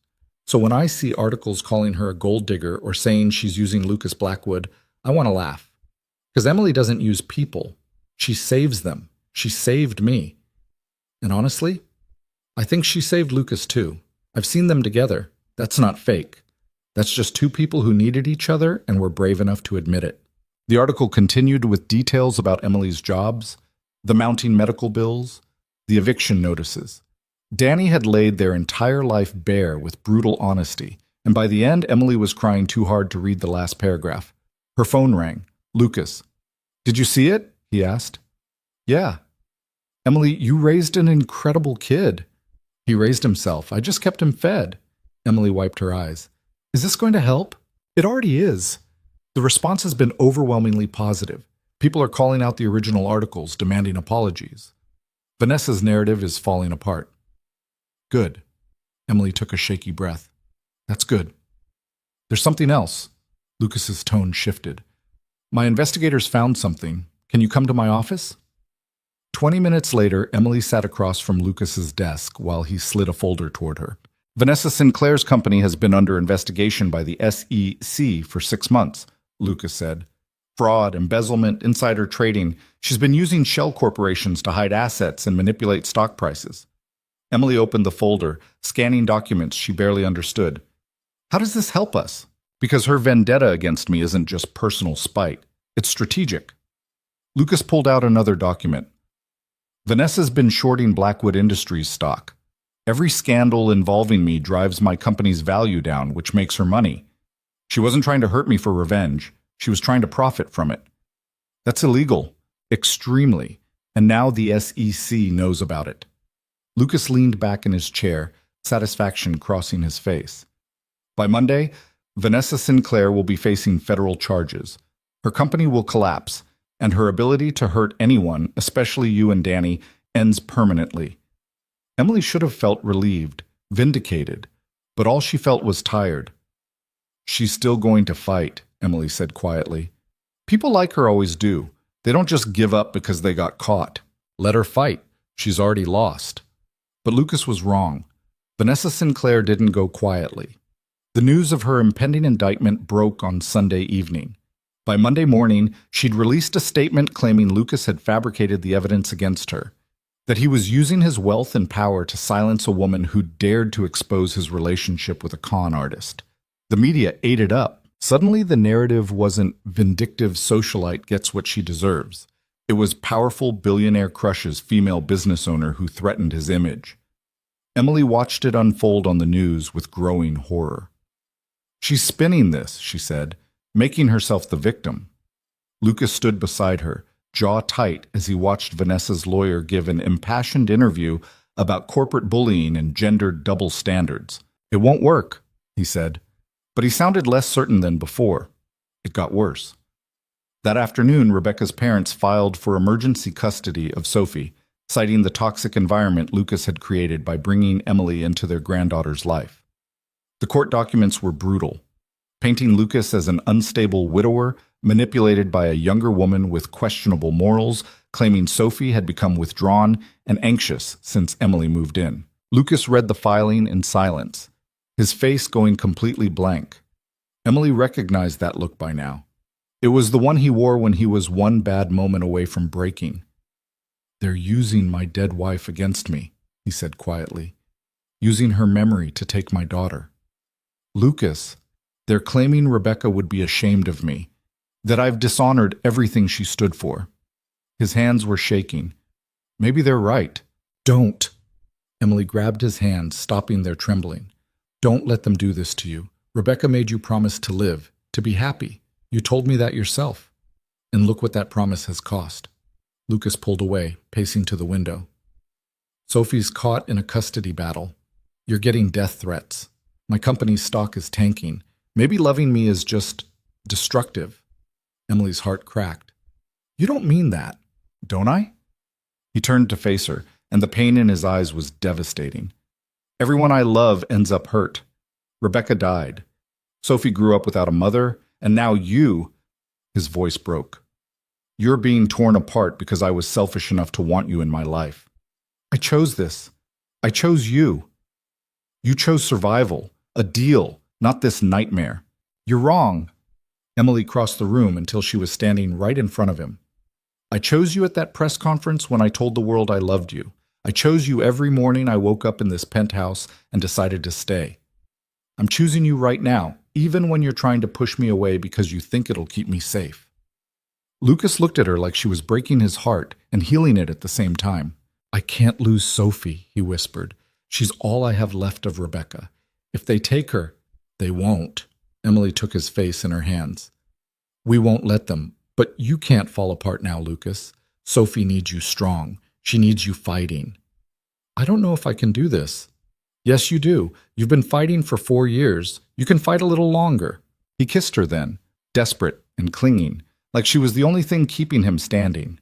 Emily kissed him back with everything she had, pouring 4 years of his grief and her exhaustion and their impossible hope into the space between them. When they broke apart, Lucas rested his forehead against hers. "Thank you," he breathed, "for not giving up on me." Never. The custody hearing was scheduled for Friday. Emily spent the week preparing with Lucas's lawyers, answering questions about her background, her relationship with Sophie, her intentions with Lucas. They were professional and kind, but Emily could see the worry in their eyes. Rebecca's parents had money and connections and a sympathetic narrative. Lucas had scandal and bad press, and a girlfriend the world thought was a gold digger. The odds weren't good. Sophie came home on Thursday evening for what might be her last visit before the hearing. She ran to Lucas like always, but Emily noticed the shadows under her eyes, the way she clung a little tighter. "Grandma and Grandpa say I might be staying with them all the time now," Sophie said at dinner, pushing pasta around her plate. "They say it's because you're too busy with work and Emily to take care of me properly." Lucas's fork clattered against his plate. "Sophie, that's not true. You're the most important thing in my life. Always." "Then why are they saying it?" "Because—" Lucas looked helplessly at Emily. "How did you explain vindictive grandparents to a 6-year-old?" "Because adults are complicated and stupid sometimes," Emily said gently. "Your grandparents love you very much. So does your dad. They're just disagreeing about what's best for you." "What do you think is best for me?" Sophie asked. Emily's throat tightened. "I think you should be wherever you're happiest, wherever you feel safe and loved." "I'm happy here."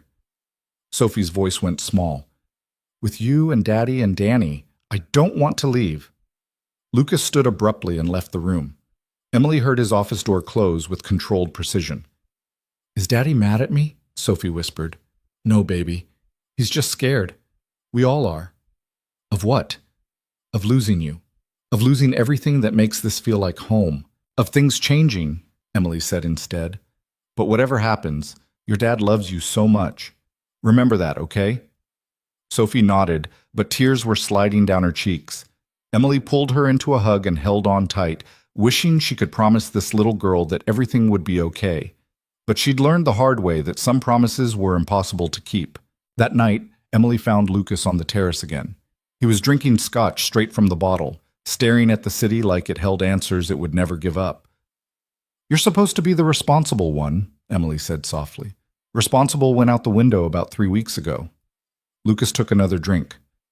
"The moment I kissed you back at that gala, I stopped being responsible. Falling in love isn't irresponsible. It is when you have a daughter to protect." He finally looked at her.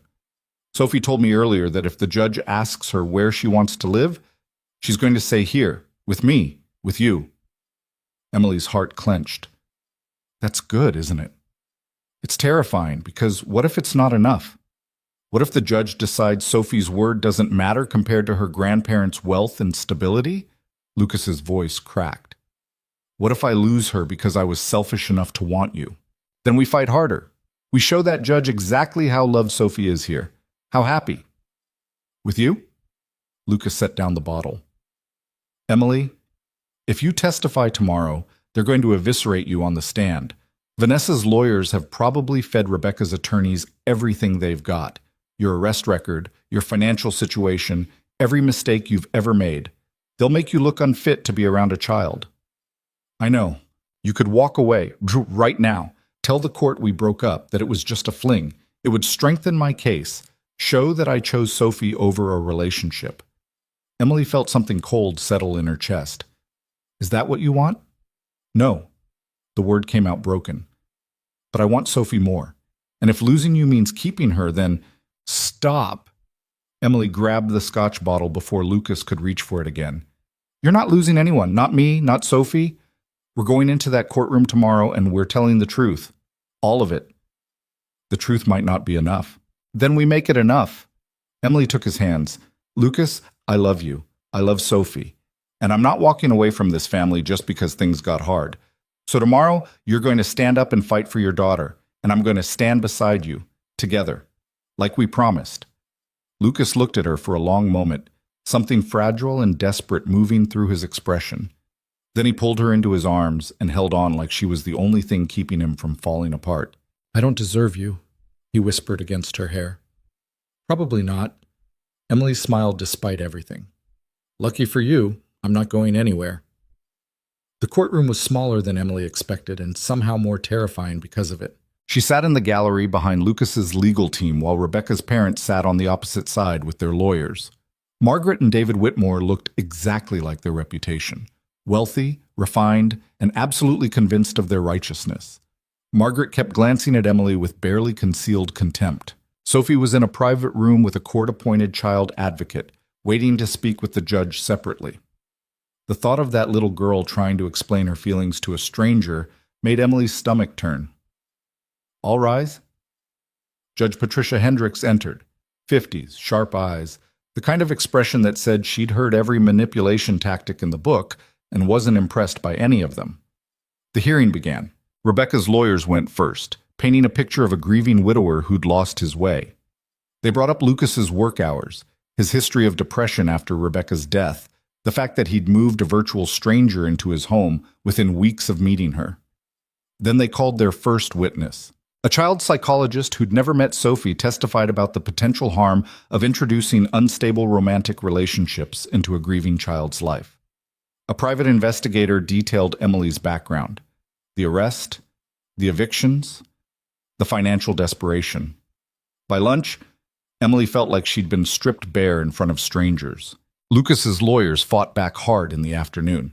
They called Sophie's actual therapist, who testified that Sophie had shown marked improvement in the past month, more engaged, happier, opening up about her feelings in ways she hadn't before.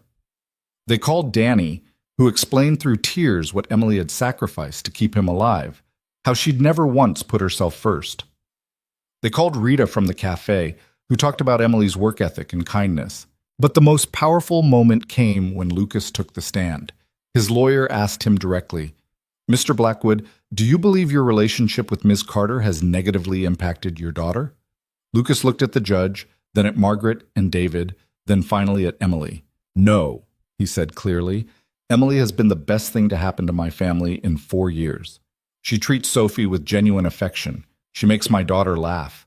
She reminds both of us that it's possible to be happy again after loss. And if loving her makes me a bad father in your eyes, then I don't want to be the kind of father you approve of." Margaret stood up despite her lawyer's restraining hand. "How dare you dishonor Rebecca's memory like this?" Rebecca made me promise not to shut down." Lucas's voice cut across the courtroom. "Not to let grief consume me, to live fully and love completely and give Sophie the kind of home filled with joy, not just obligation. That's exactly what I'm doing. And I'm sorry if that hurts you, Margaret, but my wife is gone. And I have to live with that every single day. But I also have to keep living, for Sophie, for myself, and now for Emily too." The courtroom went silent. Judge Hendricks made a note on her pad. "I'd like to speak with Sophie now, alone." The 15 minutes Sophie spent in the judge's chambers were the longest of Emily's life. She sat in the hallway with Lucas, their hands clasped tight, neither speaking. What was there to say? When Sophie finally emerged, her face was tear-streaked but determined. She walked straight to Lucas and climbed into his lap despite being too big for it. "I told her," Sophie whispered. "I told her, I want to stay with you and Emily." Lucas buried his face in his daughter's hair. Judge Hendricks reconvened court 20 minutes later. "I've reviewed all testimony and evidence," she began. "I've spoken extensively with Sophie, and I've considered what arrangement serves her best interests." Emily couldn't breathe. "While I understand the grandparents' concerns, I see no evidence that Mr. Blackwood is an unfit parent. Sophie is clearly loved, well cared for, and thriving in her current environment. The introduction of Miss Carter into the household appears to have had a positive impact on the child's emotional well-being." Margaret made a choked sound. "Therefore, I'm denying the petition for custody modification.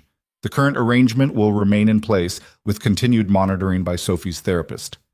Judge Hendricks looked directly at Lucas.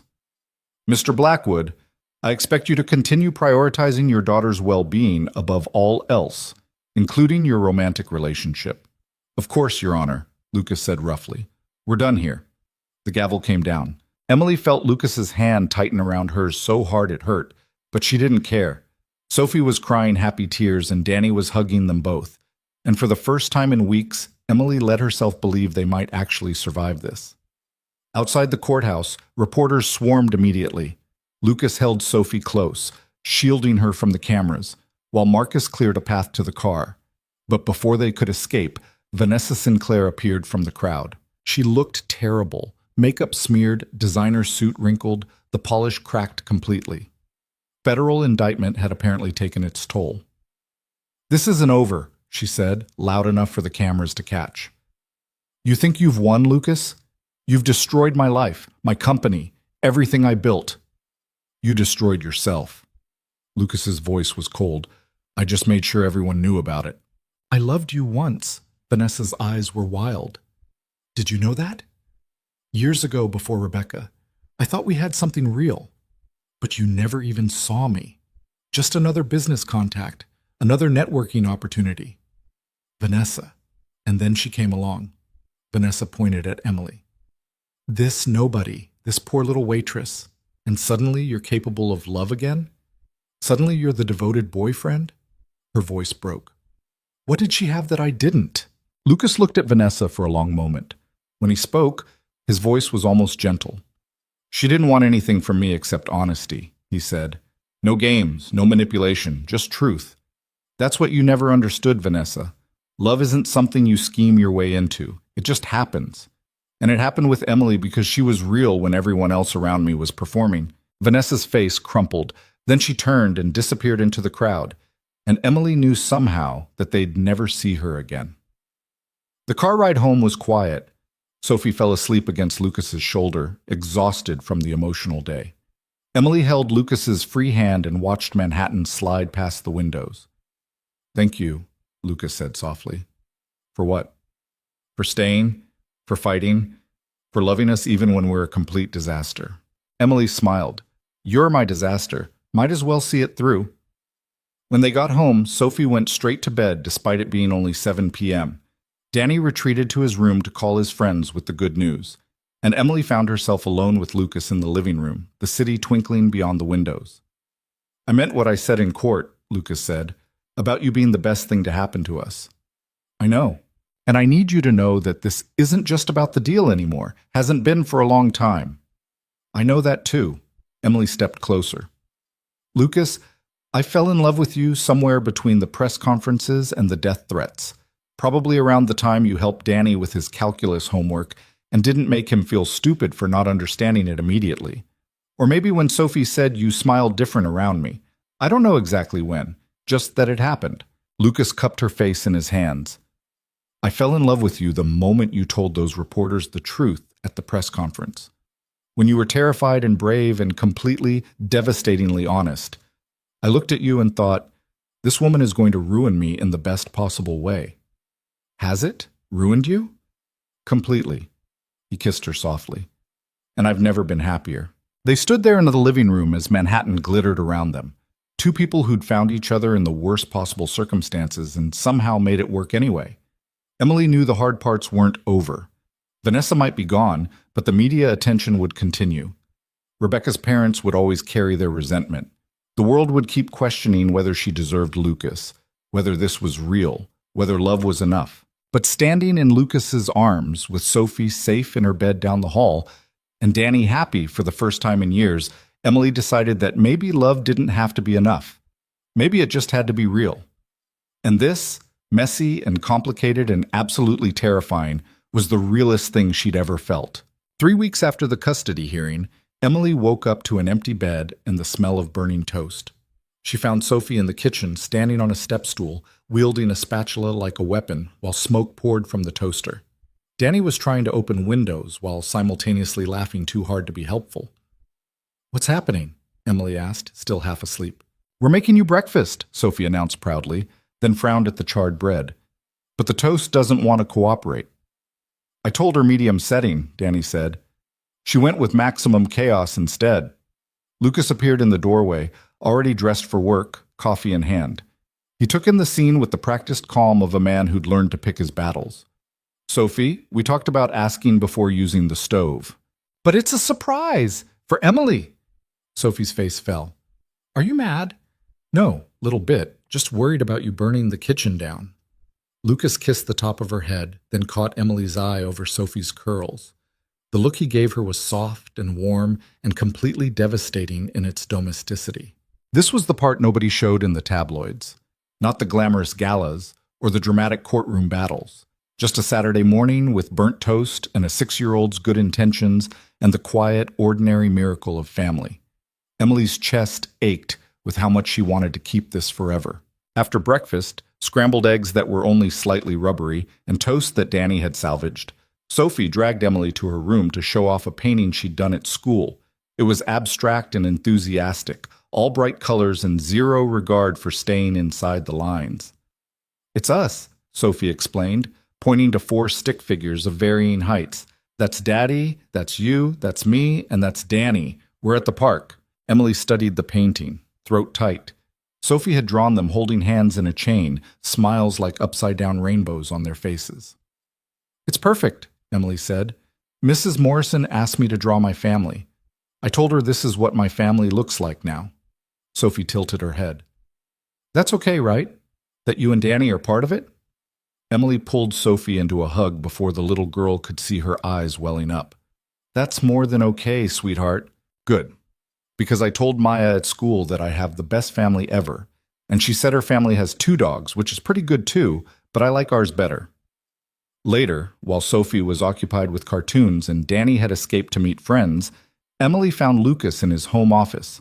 He was staring at his laptop with the kind of concentration that meant he was either solving a major business crisis or avoiding something he didn't want to think about. "You okay?"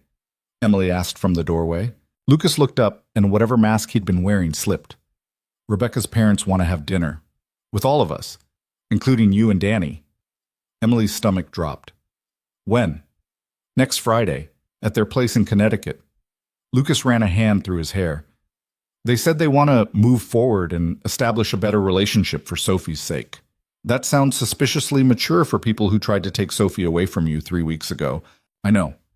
Which is why I'm trying to figure out what they're actually planning." Lucas closed his laptop. "But I also can't say no. If they're genuinely trying, I need to meet them halfway. For Sophie. And if they're not? If this is just another way to prove I'm not good enough?" Lucas stood and crossed to her, gathering her into his arms. "Then we'll deal with it. Together. Like everything else." Emily buried her face in his chest. "I'm terrified of meeting them." "They should be terrified of meeting you.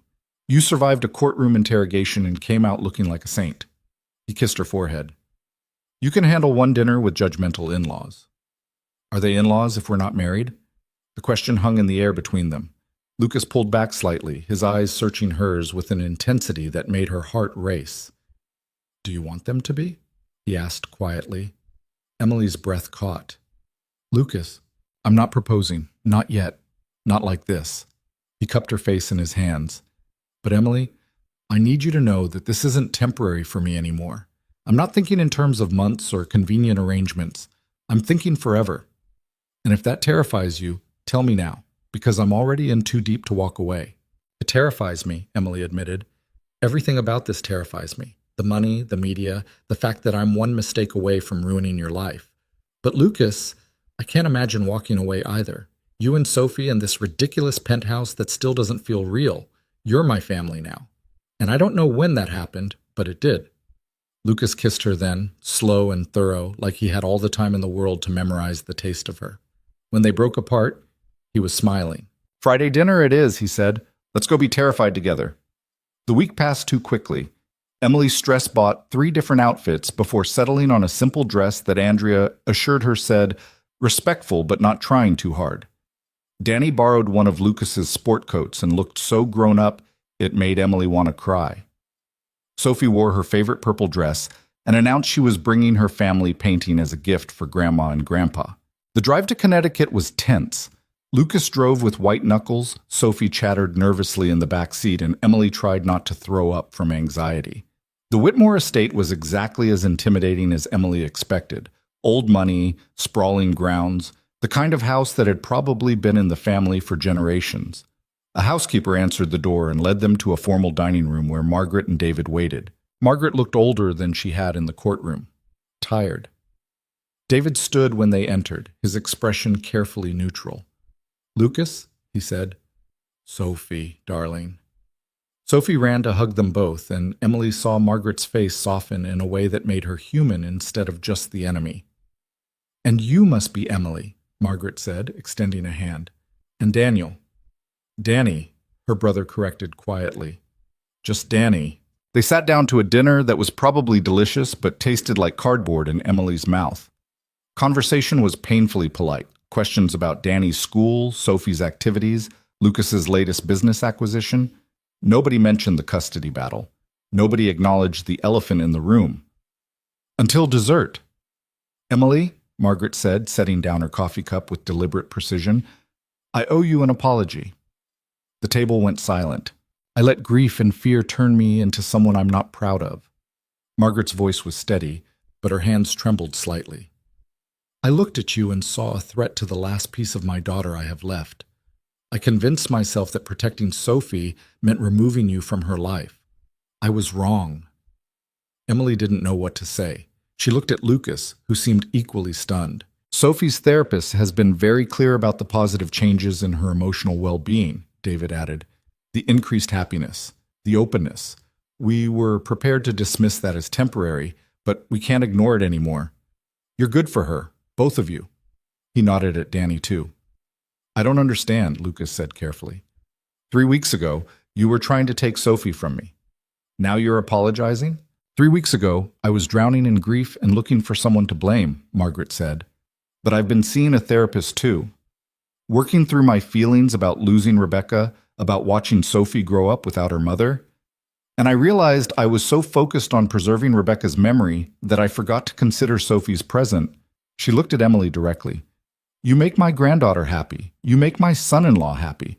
And Rebecca would have wanted that more than anything. Emily felt tears burning behind her eyes. Mrs. Whitmore, Margaret, please, the older woman's voice cracked. I know I don't deserve your forgiveness. The things I said about you in court, the investigation into your background, it was cruel and unfair. But if you're willing, I'd like to try to build a relationship. For Sophie's sake. And because anyone Lucas loves this much deserves a chance. Sophie, who'd been unusually quiet, suddenly spoke up. Does this mean we can have Thanksgiving here again? With everyone? Like a real family? Margaret smiled through her tears. I'd like that very much, sweetheart. The rest of dinner was different. Still awkward, still careful, but genuine in a way it hadn't been before. David asked Danny about his health with real concern. Margaret told Emily stories about Rebecca that were warm instead of weaponized. Lucas relaxed incrementally, his hand finding Emily's under the table and holding tight. On the drive home, Sophie fell asleep within 10 minutes. Danny plugged in headphones and closed his eyes. Lucas and Emily sat in the front seat in comfortable silence until Lucas finally spoke. I didn't expect that. Me neither. Emily watched the highway lights blur past. Do you think she meant it, Margaret? Yeah, I do. Lucas glanced at her. Margaret's a lot of things, but she's not a liar. If she says she wants to move forward, she means it. That's terrifying in a completely different way. How so? Because now I have to actually build a relationship with them. Be the person they think I am, not mess this up. Emily's voice went small. What if I'm not good enough? What if... Stop. Lucas reached over and took her hand. You are exactly good enough. You've always been good enough. And Margaret sees that now. Everyone does. Emily wanted to believe him, wanted to trust that this fragile piece they'd built could last.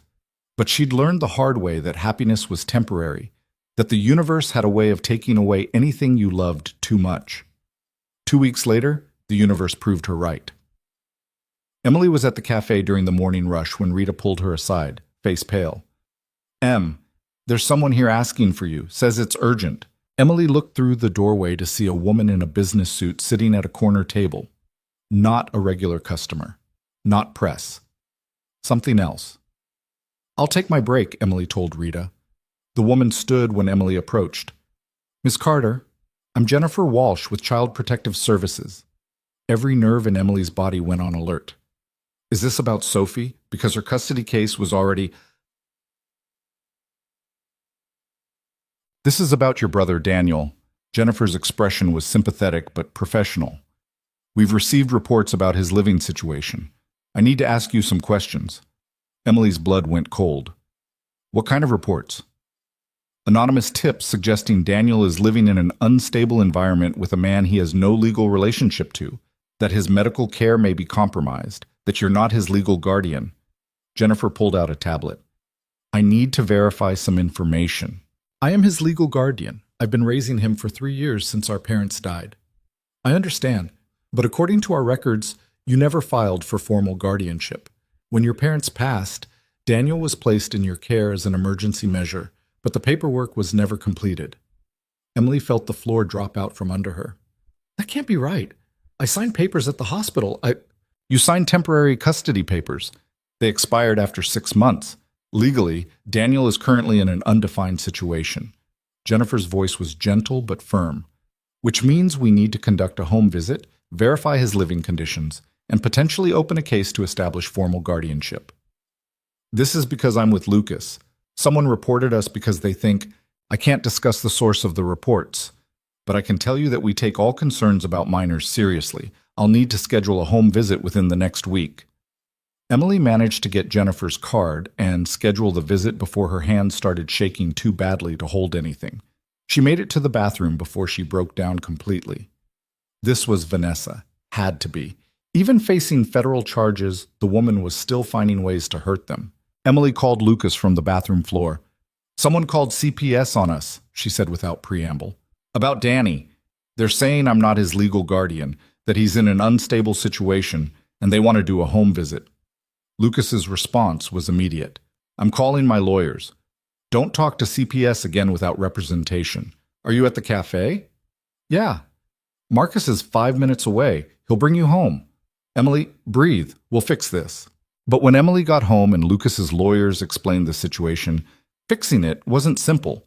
The guardianship paperwork had fallen through cracks in a broken system.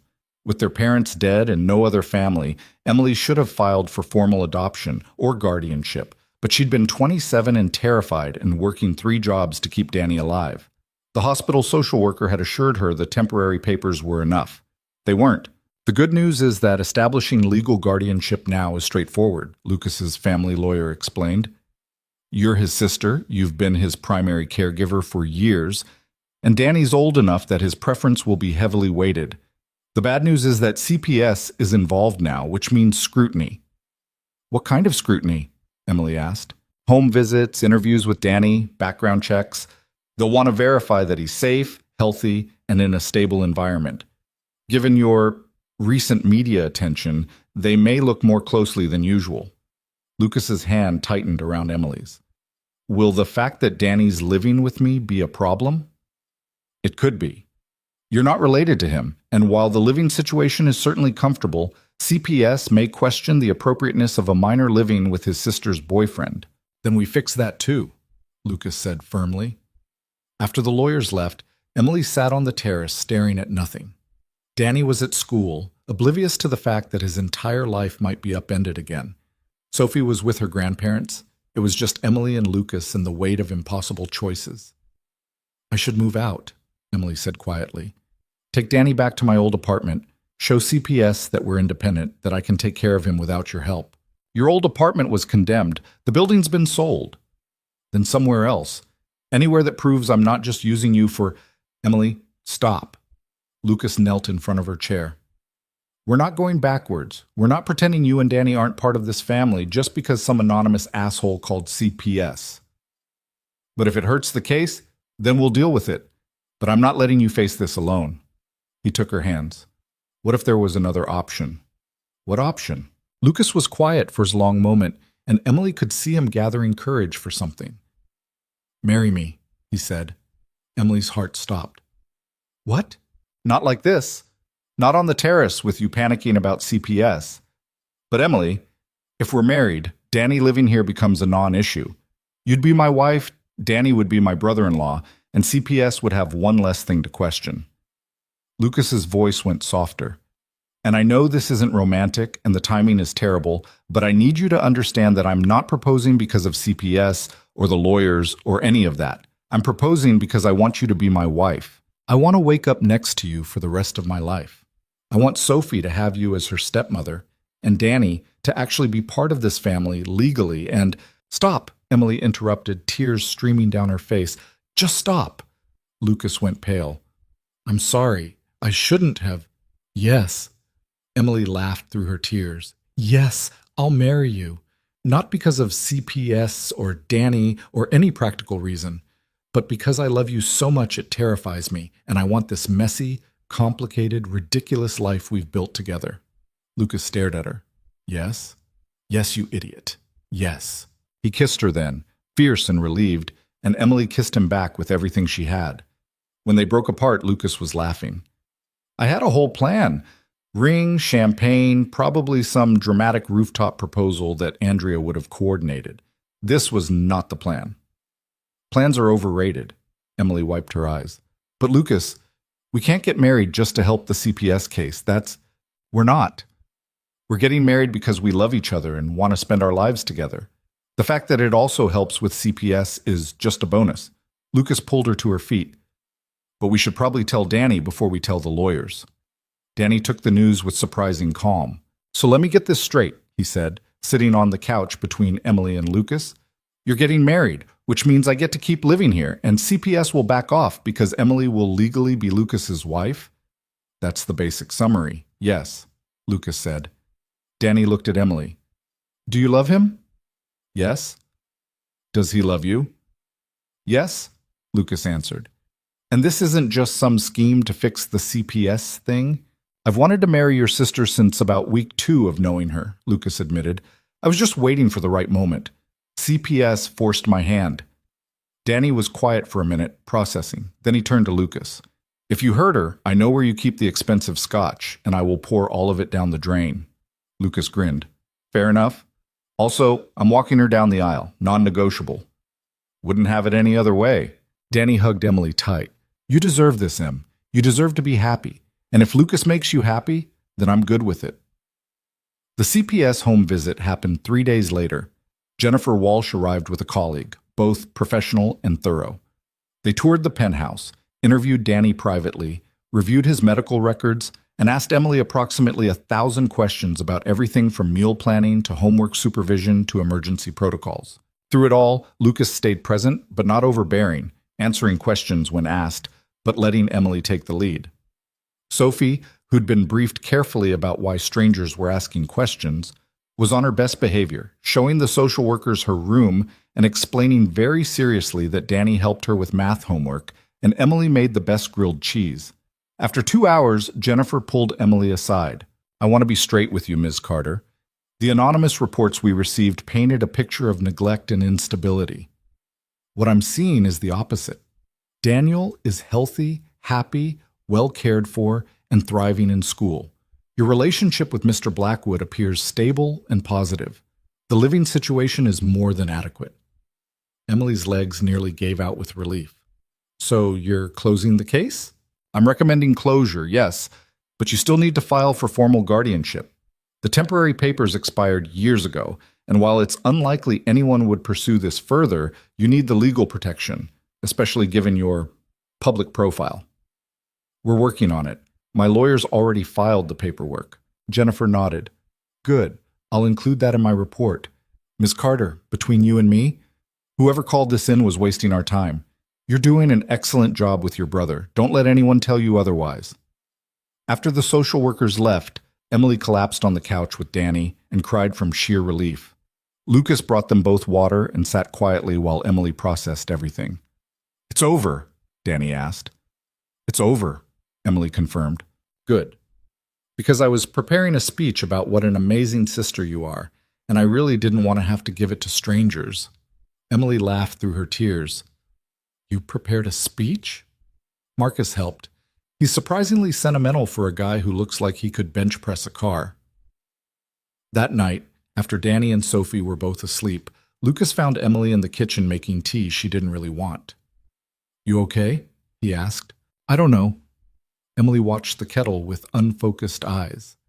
I keep waiting for the next disaster, the next person trying to tear us apart. When does it end, Lucas? Maybe it doesn't. Maybe this is just life now, fighting for what we love, dealing with people who don't understand, surviving one crisis just to face another. He turned her to face him. But we keep surviving, and eventually the good starts outweighing the bad. You really believe that? I have to. Because the alternative is giving up, and I'm not doing that. Not on you, not on us. Lucas pulled a small box from his pocket. I know I already proposed, and I know we agreed to wait for something more romantic. But Emily, I've been carrying this around for a week, and I can't wait anymore. He opened the box to reveal a ring, simple, elegant, a single diamond that caught the kitchen light and turned it into stars. It's too much, Emily whispered. It's not enough. Nothing I could give you would be enough for what you've given me. Lucas took her hand. Emily Carter, you walked into my life for $1,000, you never got paid, and somehow became the reason I remember how to breathe. You love my daughter like she's yours. You make me want to be better than I am. And I know we're doing this backwards and too fast and probably completely wrong by every traditional standard, but I don't care. Marry me. Actually, officially, marry me. Emily looked at the ring, then at Lucas, then at the life they'd built together in this penthouse full of impossible dreams and hard-won happiness. Yes, she said again, because what else was there to say? Lucas slid the ring onto her finger, and it fit perfectly, like everything else about this relationship that shouldn't have worked but somehow did. They set a date for 6 weeks out, long enough to plan something small and intimate, short enough that they wouldn't lose their nerve. Sophie was appointed flower girl and took her duties very seriously, practicing her petal-tossing technique daily.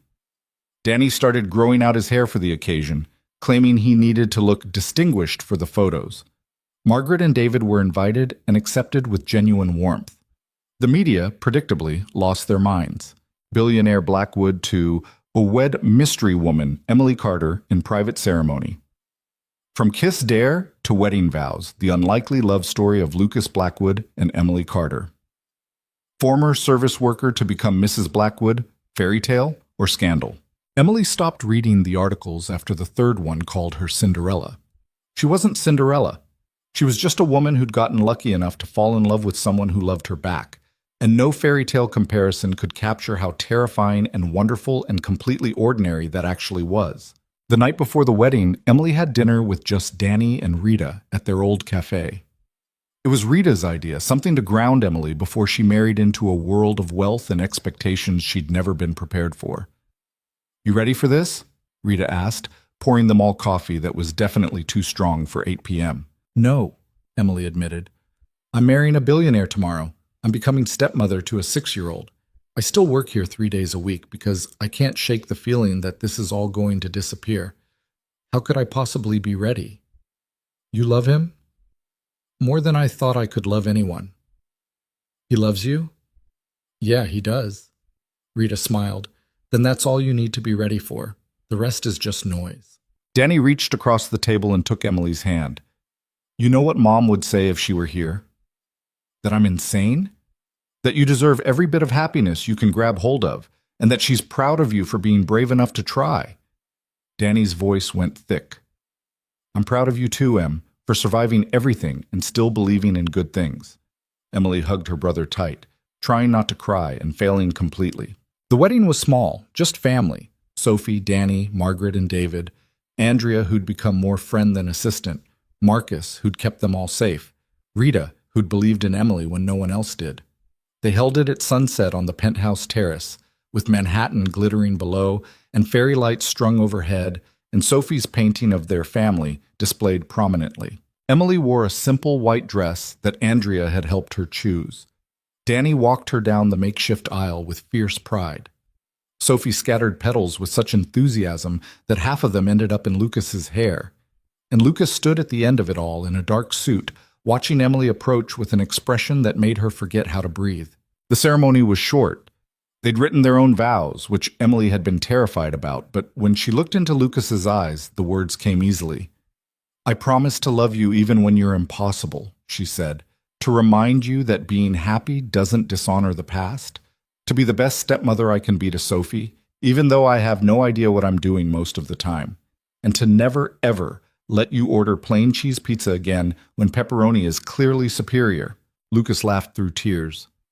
I promise to never take for granted the gift you've given me, he said, which is hope.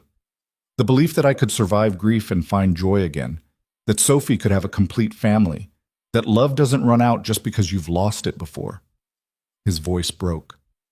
Emily, you saved me, and I promise to spend the rest of my life showing you what that means. When the officiant pronounced them married, Lucas kissed her like he'd kissed her that first night at the gala, desperate and sure, like she was the only thing in the world that mattered. Sophie cheered, Danny whistled, Margaret cried openly, and Emily let herself believe finally that this was real, that she got to keep this, that happy endings weren't just for other people. The reception was just dinner on the terrace, casual and warm, but Emily had never been happier. Sophie sat between her and Lucas, talking non-stop about flower girl duties. Danny charmed Margaret with stories about their childhood. Marcus actually smiled, which Andrea claimed was a minor miracle. As the night wound down and the guests started leaving, Emily found herself alone on the terrace with Lucas. Sophie had fallen asleep on the couch inside, and Danny was helping clean up. "Mrs. Blackwood," Lucas said, testing out the name. "Still getting used to that." "We have time."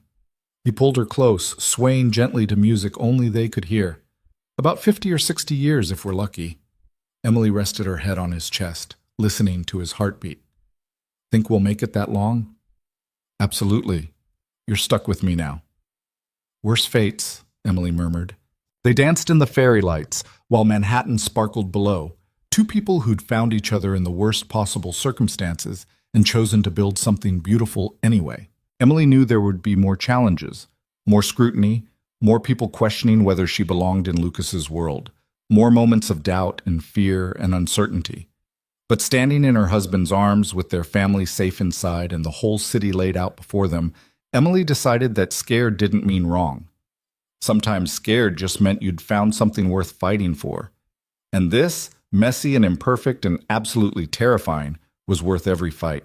Marriage, Emily discovered, was nothing like the movies made it seem. There was no magical transformation where suddenly everything made sense. She didn't wake up feeling like she belonged in Lucas's world. The penthouse didn't stop feeling too big, too expensive, too much. And the media definitely didn't lose interest just because they'd made it official. What changed was smaller than that, more ordinary. It was Lucas reaching for her hand in the morning without thinking about it. Sophie calling her Emily Mom in that hyphenated way kids did when they were testing out new territory. Danny stealing Lucas's ties for school presentations, and Lucas pretending to be annoyed while secretly pleased. It was family in a way Emily had stopped believing was possible after her parents died. 3 months after the wedding, Emily was folding laundry in the bedroom when Lucas came home early from work. She could tell something was wrong by the way he closed the door, too carefully, like he was trying not to shatter something fragile. "What happened?" she asked. Lucas loosened his tie, staring out at the city. "Vanessa Sinclair took a plea deal today. 5 years federal prison for the fraud charges. Her company's being liquidated. Everything she built is gone." Emily set down the shirt she'd been folding. "You don't sound happy about it." "I'm not unhappy. Justice was served. She can't hurt anyone else. But—" Lucas turned to face her. "She looked broken, Emily. Completely destroyed. And I keep thinking about what she said outside the courthouse. That she loved me once. Do you feel guilty?" "No. Maybe. I don't know." He sat on the edge of the bed, and Emily moved to sit beside him. She made her own choices. Chose revenge over moving on. Chose to hurt people who didn't deserve it. But there's this part of me that wonders if I could have handled things differently years ago. If I'd been less focused on business, more aware of how my actions affected people. "Lucas, stop." Emily took his hand. "Vanessa didn't go to prison because you were thoughtless. She went because she committed crimes. Blaming yourself for her choices is like blaming me for agreeing to kiss you at that gala. We all make decisions. Some of them are mistakes, but we don't get to use those mistakes as excuses to hurt other people." "When did you get so wise?" "I've always been wise. You just married me for my stunning good looks." Lucas laughed despite everything, pulling her close. "I married you because you're the only person who calls me on my bullshit and makes me want to be better at the same time. Someone has to keep your billionaire ego in check." They sat there in comfortable silence, and Emily thought about Vanessa, about how close she herself had come to making different choices that night at the gala. If the money had actually been paid, if Lucas hadn't kissed her back, if she'd walked away instead of staying to fight. Life turned on such small moments, such fragile decisions. The next crisis came from an unexpected direction. Sophie's school called on a Tuesday afternoon. Emily was at the cafe when her phone rang, Lucas's name on the caller ID. "Sophie's school just contacted me," he said without preamble. "She got in a fight with another student. We need to go pick her up." Emily's heart sank. "A fight? Sophie?" "That's all they'd tell me over the phone. Can you meet me there?" 20 minutes later, they sat in the principal's office while Sophie huddled in a chair, looking small and defiant.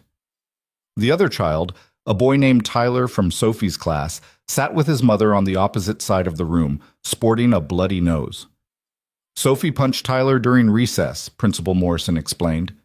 Tyler's mother is understandably upset, and we have a zero-tolerance policy for violence. He said my family was fake, Sophie burst out, tears streaming down her face.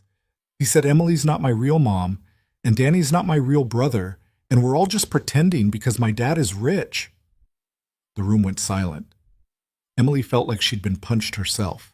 She looked at Tyler's mother, who had the grace to appear uncomfortable. Kids say things, the woman started. I'm sure Tyler didn't mean... He did mean it, Sophie said fiercely. He's been saying it for weeks, that Emily married my dad for money, that she doesn't really love us, that I should tell the truth about how fake everything is. Lucas's expression had gone dangerously cold. And where exactly would a 7-year-old get those ideas? Tyler's mother shifted. I may have mentioned some concerns about the situation, but I never told Tyler to bully my daughter about her family? Lucas's voice could have frozen fire. To make her feel like the love in her home isn't real? Mr. Blackwood, I understand you're upset, but Sophie still punched my son. Good, Lucas said flatly. Principal Morrison looked startled. Mr. Blackwood, I'm not saying violence is the answer. Sophie will be appropriately disciplined at home. But I'm also not going to punish my daughter for defending her family against bullying that started because adults couldn't keep their opinions to themselves. Lucas stood. If this school can't protect my daughter from that kind of harassment, we'll find one that can. Emily had never loved him more. They took Sophie home early. She was quiet in the car, picking at her sleeves, clearly expecting punishment. Am I in trouble? She asked finally. Lucas glanced at her in the rearview mirror. What do you think? I shouldn't have hit Tyler. Violence is wrong. But I was so mad, Daddy. He keeps saying mean things about Emily, and I told the teacher, but she said to ignore him, and I tried. But today he said Emily was probably going to leave us when she gets bored, and I just... Sophie's voice broke. I couldn't let him say that. Emily turned in her seat to look at Sophie. Sweetheart, I'm not going anywhere. You know that, right? But what if you do? What if Tyler's right, and this is all fake, and one day you wake up and decide being a mom is too hard? Sophie was crying now. What if you leave like my real mom did? Emily's heart shattered. She unbuckled and climbed into the back seat, pulling Sophie into her arms. Your mom didn't leave you, baby. She died. That's completely different. She would have stayed forever if she could have. Emily cupped Sophie's tear-stained face. And I'm choosing to stay. Every single day. Not because your dad is rich or because this penthouse is nice, but because I love you. You and Danny and your dad, you're my family, the real kind, the kind I choose every morning when I wake up. But you're not my real mom. No, I'm not. And I would never try to replace her or make you forget her. Emily wiped Sophie's tears with her thumbs. But I can be another person who loves you completely, who shows up to your school plays and helps with homework and will always, always fight for you, even when it's hard, even when people say mean things. Is that okay? Sophie threw her arms around Emily's neck and cried into her shoulder. I love you, Emily, Mom. I love you too, sweetheart. So much. Lucas had to pull over because he was crying too hard to drive safely. That night, after Sophie was asleep, Emily and Lucas talked about switching schools, about how to protect Sophie from the judgment that came with being Lucas Blackwood's daughter, about whether they'd made the right choice bringing Emily into Sophie's life so publicly. Maybe we should have waited, Lucas said, staring at his untouched scotch. Let things settle before getting married, given Sophie more time to adjust. Or maybe the timing was exactly right, and some people are just cruel no matter what we do. Emily took the glass from his hand and set it aside.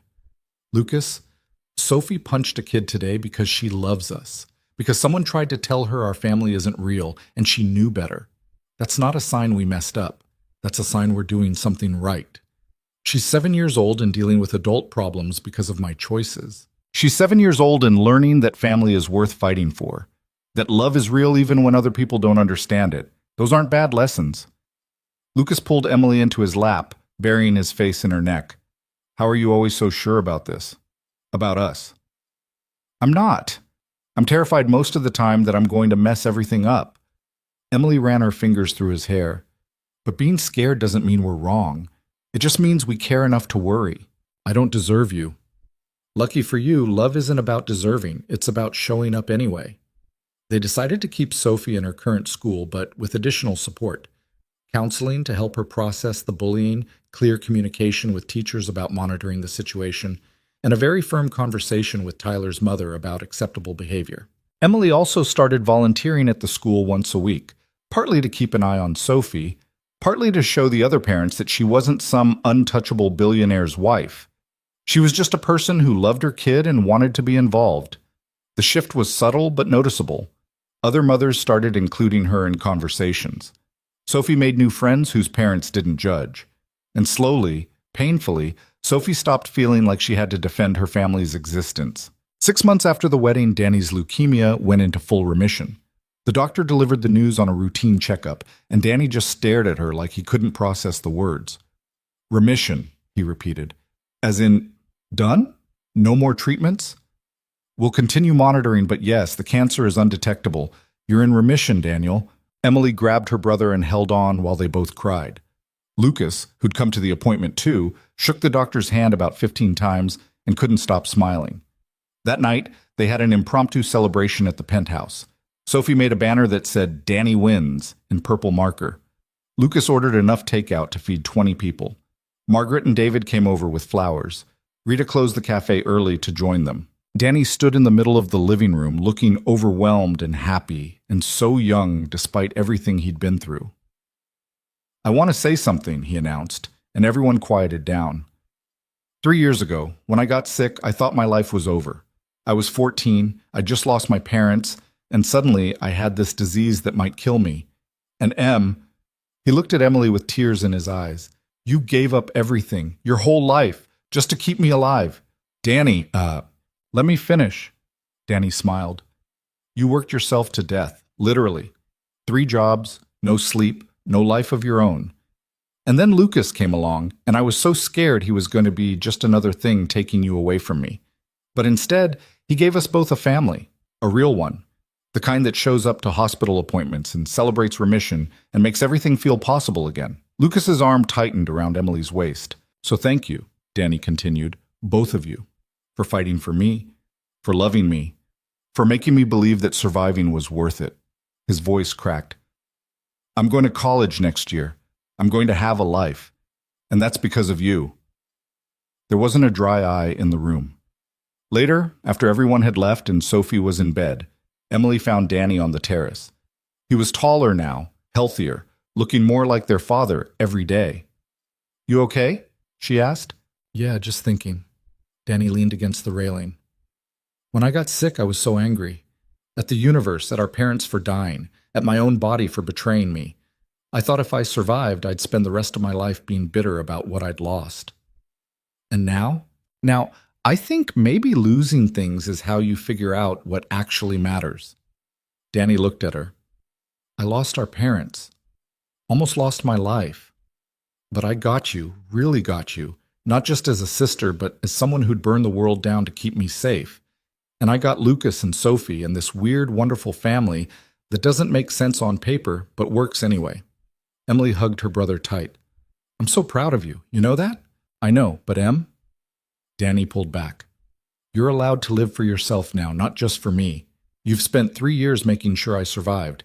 Now it's your turn to actually live. The words settled over Emily like a benediction and a challenge. She'd been so focused on survival, Danny's, her own, their fragile families, that she'd forgotten what it meant to actually live, to want things beyond just making it through another day. That night, lying in bed next to Lucas, Emily let herself think about the future for the first time in years, not in terms of bills or treatments or court battles, but in terms of possibility. What do you want? Lucas asked quietly, like he'd been reading her mind. Not for Danny or Sophie or me, for you. What does Emily Blackwood want out of life? Emily thought about it, really thought about it. I want to finish my degree, she said slowly. I was 2 semesters away from graduating when our parents died and I had to drop out. I want to go back. Then go back. And I want to keep working at the cafe, not because I need the money, but because I like it. It's mine. Something I'm good at that has nothing to do with being your wife. Okay. And I want, Emily hesitated. I want to adopt Sophie, legally, not to replace Rebecca, but to make official what already feels true, that she's my daughter too. Lucas went very still. Emily, I know it's complicated, and we'd need Rebecca's parents' blessing, and Sophie would have to want it. But Lucas, when she called me Emily Mom, I realized I want that to be real. All the way real. Lucas rolled over to face her, his eyes bright with unshed tears. I'll talk to Margaret and David. And Sophie. But Emily, if this is what you want, I'll move heaven and earth to make it happen. What about what you want? Lucas smiled. I want exactly this. You, getting your degree and keeping your cafe job and being Sophie's mom and driving me crazy by organizing my office when I'm not looking. I want normal and messy and real. Everything I thought I'd lost when Rebecca died. They talked late into the night about futures and possibilities and all the small dreams that made up a life. And Emily realized that somewhere between the fake relationship and the real marriage, she'd stopped just surviving. She was living. Actually, fully living. The adoption process took 8 months. Margaret and David gave their blessing immediately, which surprised Emily until Margaret explained that they'd been hoping for this. That seeing Sophie with a mother figure who loved her had been healing in ways they hadn't expected. Sophie was asked repeatedly by lawyers and therapists if this was what she wanted. Each time she said yes with increasing exasperation, like the answer was obvious and everyone else was being ridiculous for asking. The final hearing was short. The judge, the same one who'd presided over the custody case, smiled at Emily and Sophie standing together at the front of the courtroom. This is much nicer than the last time I saw you all, Judge Hendricks said. Ms. Blackwood, or should I say Mrs. Blackwood now, do you understand the commitment you're making today? Yes, Your Honor, Emily said clearly.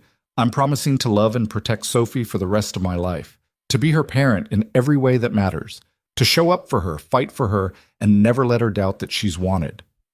And Sophie, do you understand what it means for Emily to adopt you? Sophie nodded seriously. It means she's choosing me, not because she has to, but because she wants to, and that even if things get hard, she's not going to leave. That's exactly right. Judge Hendricks signed the paperwork with a flourish. Then by the power vested in me by the state of New York, I hereby grant this adoption. Congratulations to the Blackwood family. Sophie launched herself at Emily with enough force to nearly knock them both over. Lucas wrapped his arms around them both, and somewhere in the middle of the group hug, Emily started crying happy tears that wouldn't stop. Danny took about 1,000 photos. Margaret wept openly. David shook Lucas's hand with genuine warmth. And for the first time since her parents died, Emily felt like she had a complete family again, different from before, assembled from broken pieces and bad timing and one impulsive kiss at a gala, but real. Chose and fought for, and absolutely, completely real. A year after the wedding, Lucas had a surprise. He blindfolded Emily and drove her to an unknown location while she alternated between excited and mildly concerned about being kidnapped. If you're taking me to some billionaire sex dungeon, I'm filing for divorce, she said. Lucas laughed. Not a sex dungeon, I promise. When he finally removed the blindfold, they were standing in front of a small storefront in a decent neighborhood. The windows were empty, the space clearly vacant. I don't understand, Emily said. You said you wanted something that was yours, something that had nothing to do with being my wife. Lucas handed her a key. It's a cafe. Or it will be. The building's yours. You can do whatever you want with it. Open your own place, expand Rita's business, turn it into something completely different. It's yours, Emily. No strings attached. Emily stared at the key in her hand, then at the empty storefront, then at her husband, who somehow understood her in ways she hadn't understood herself. This is too much. It's not enough. It's never enough. Lucas pulled her close. You've given me everything, Emily. Let me give you something back. Emily opened the cafe 6 months later. It was small and imperfect and absolutely hers. She partnered with Rita, who brought her expertise and regular customers. They hired local kids who needed jobs. kept the coffee strong and the prices reasonable and the atmosphere welcoming. On opening day, Lucas showed up with Sophie and Danny and a ridiculous bouquet of flowers. Margaret and David came. Marcus brought his wife and kids, which was when Emily learned he even had a family. Half the neighborhood stopped by to check out the new place. And Emily stood behind the counter in her apron, making coffee and taking orders and feeling more herself than she had in years. This was what she'd been missing. Not luxury or stability or even love, though all of those mattered, but purpose. The feeling that she was building something, contributing something, existing as more than just someone's wife or sister or mother. She was Emily Blackwood, cafe owner, college student working on her degree part-time, wife to Lucas and mother to Sophie and Danny's sister. All of it at once, all of it real. 2 years after that kiss at the gala, the anniversary of their wedding fell on a Saturday. Emily woke up to Sophie jumping on the bed at dawn, Lucas trying unsuccessfully to stop her, and Danny filming the whole thing from the doorway. "Happy anniversary," Sophie yelled. "We made breakfast." "Well, Danny made breakfast. I mostly supervised." "Supervised is generous," Danny said. She ate half the bacon before I could stop her. They had breakfast on the terrace. Actually good this time, since Danny had learned to cook from Lucas. The city stretched out below them, and Emily thought about how different her life looked from this view compared to 2 years ago. Then she'd been drowning. Now she was floating. Not perfectly, not without struggles, but alive in a way that mattered. That evening, Lucas arranged for Margaret and David to take Sophie for the night. Danny conveniently had plans with friends, and Lucas took Emily back to the Ashford Hotel, to the same ballroom where they'd first kissed. "This feels like tempting fate," Emily said as they walked in. "Maybe, but I wanted to come back here, to see how far we've come." The ballroom was empty except for them. Lucas must have rented it for the evening, because there was champagne waiting and soft music playing and fairy lights that made everything look magical. "Dance with me?" Lucas asked. Emily stepped into his arms, and they swayed slowly while the ghosts of that first terrible, wonderful night swirled around them. "Do you ever regret it?" she asked quietly. "Kissing me back that night, starting all this chaos?" "Every day," Lucas said, and when Emily pulled back in shock, he smiled. "I regret that I wasted 4 years being miserable before I met you. I regret every moment I didn't have you in my life. But the kiss? Starting this? Never. Not once. Even with all the drama, the media, the custody battle, Vanessa, especially because of all that." Lucas cupped her face gently. "Emily, before you, I was surviving, going through motions, being a father and a CEO, but not really being alive. You reminded me what it felt like to want things, to fight for things, to believe that happiness was possible, even after loss. You did the same for me. Then we're even."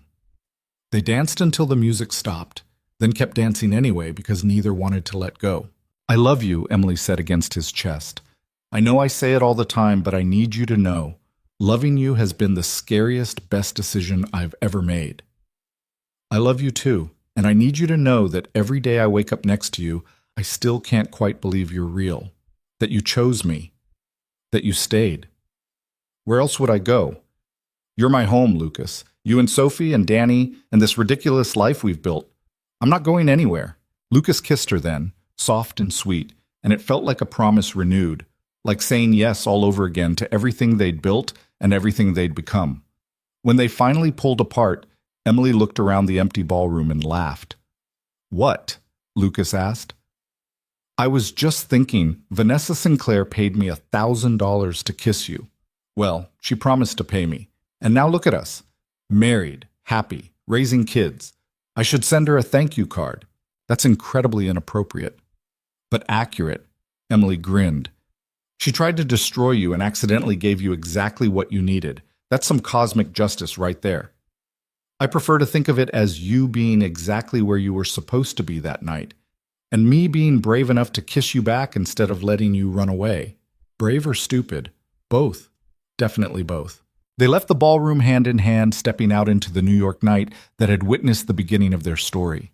The city was alive around them, millions of people living millions of lives, most of them completely ordinary and therefore absolutely extraordinary. Emily thought about the girl she'd been 2 years ago. Desperate and drowning and convinced she deserved nothing more than survival. That girl would never have believed this ending, would never have imagined that saying yes to one terrible dare would lead to a family, a home, a life worth living. But that was the thing about life, Emily had learned. It turned on small moments: a kiss at a gala, a billionaire who kissed back, a choice to stay instead of run, a decision to fight for happiness instead of accepting misery. You couldn't predict which moments would change everything. You just had to be brave enough to live them. 3 years after meeting Lucas, Emily graduated with her degree. The ceremony was small, but her entire family showed up. Lucas sat in the front row with Sophie on his lap. Danny cheered so loud when Emily's name was called that several people turned to stare. Margaret and David brought flowers. Rita brought tissues and pride. And Emily walked across that stage with her head high, accepting a diploma she'd fought years to earn, and felt something settle in her chest that had been restless since her parents died. She'd made it. Not just survived, but actually made it. Built a life she was proud of. Became someone her parents would recognize and love. After the ceremony, they had lunch at Emily's cafe. Sophie insisted on serving everyone, even though she could barely carry the plates. Danny talked about his college plans, pre-med, following in no one's footsteps but his own. Margaret told stories about Rebecca that were warm and healing instead of weaponized. And Lucas sat beside Emily with his hand on her knee, watching their family with quiet contentment. "What are you thinking about?" Emily asked him quietly. "That I'm happy. Genuinely, completely happy. For the first time in 5 years." "Just happy? That's it? Isn't that enough?" Lucas smiled. "I spent so long chasing success and wealth and all these external validations. But this, sitting in your cafe with our daughter serving slightly burnt pancakes and your brother making terrible medical puns, this is what happiness actually looks like. And it's better than anything I could have built alone." Emily leaned her head on his shoulder. "We built it together." "We did." Sophie appeared at their table with more coffee neither of them had asked for. "Are you guys being sappy again? Because Maya's mom says you're always being sappy, and it's gross but also kind of sweet." "We're being sappy," Emily confirmed. "Deal with it." Sophie rolled her eyes with the dramatic flair only 8-year-olds could manage, but she was smiling. "Fine, but Danny says we're getting ice cream after this, so finish your gross adult feelings fast." After she bounced away, Lucas laughed. "Our daughter is a menace. Our daughter is perfect." That too. They got ice cream. Then they went home to the penthouse that finally felt like home instead of a museum. Sophie did homework while Emily helped. Danny video called friends from college. Lucas worked on his laptop but kept getting distracted by his family. It was ordinary. Beautifully, perfectly ordinary. And that night, after everyone was asleep, Emily stood on the terrace alone and thought about the journey that had brought her here. All the pain and fear and impossible choices. All the moments she'd wanted to give up but kept going anyway. She thought about Vanessa Sinclair serving time for crimes built on bitterness. About Rebecca, whose death had broken Lucas, but whose memory had taught them all that love was worth the risk of loss. About the girl Emily used to be, who'd believed happiness was for other people. And she thought about the $1,000 she'd never been paid for that kiss. How it had seemed like salvation at the time. How losing it had felt like the end of the world. But if she'd gotten that money, she would have run. Would have disappeared into the New York night and never looked back. Would have missed everything that came after. The love, the family, the life she'd built from broken pieces and brave choices. So maybe not getting paid was the best thing that ever happened to her. Lucas found her there, slipping his arms around her waist from behind. "You okay?" he asked. "Better than okay." Emily leaned back into his warmth, just thinking about how different things could have been. If you hadn't kissed me back that night, if I'd run instead of stayed, if we'd given up instead of fought. But we didn't. No, we didn't. Emily turned in his arms. We chose each other every day, even when it was hard, especially when it was hard. Best choice I ever made. Same. They stood there looking out at the city that had witnessed their entire story, from that first disastrous kiss to this moment of hard-won peace. And Emily realized that this was the real ending. Not the wedding or the adoption or any single moment, but this. Choosing to stay, choosing to love, choosing to believe that broken people could build something beautiful together. Years from now, when people asked how they met, Emily would tell them the truth. About the dare, the kiss, the billionaire who'd kissed back. About the fake relationship that became real, about the battles fought and won, and the family built from nothing. But the part she'd remember most, the part that would matter when everything else faded, was this. Lucas Blackwood had looked at her when she had nothing to offer except honesty and desperation, and he'd chosen her anyway. Not because she was perfect, not because she fit into his world, but because she was real in a life full of performance, and real was exactly what he'd needed. And Emily had looked at Lucas with all his grief and wealth and complications, and she'd chosen him too. Chosen to stay when running would have been easier. Chosen to fight when surrendering would have hurt less. Chosen to love when fear would have been safer. They'd chosen each other, again and again and again. And that choice, renewed daily in coffee-making mornings and burnt toast disasters and quiet terrace conversations, was worth more than any amount of money could ever buy. Emily Blackwood had walked into a ballroom for $1,000 she'd never received. She'd walked out with everything she'd never known she needed. And she'd learned the most important lesson of all, that love wasn't about deserving or earning or being good enough. It was about being brave enough to try, brave enough to stay, brave enough to believe that happiness was possible even when everything said it wasn't.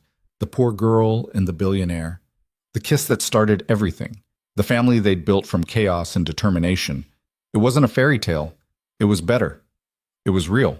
And real, Emily had discovered, was the only kind of happy ending worth having.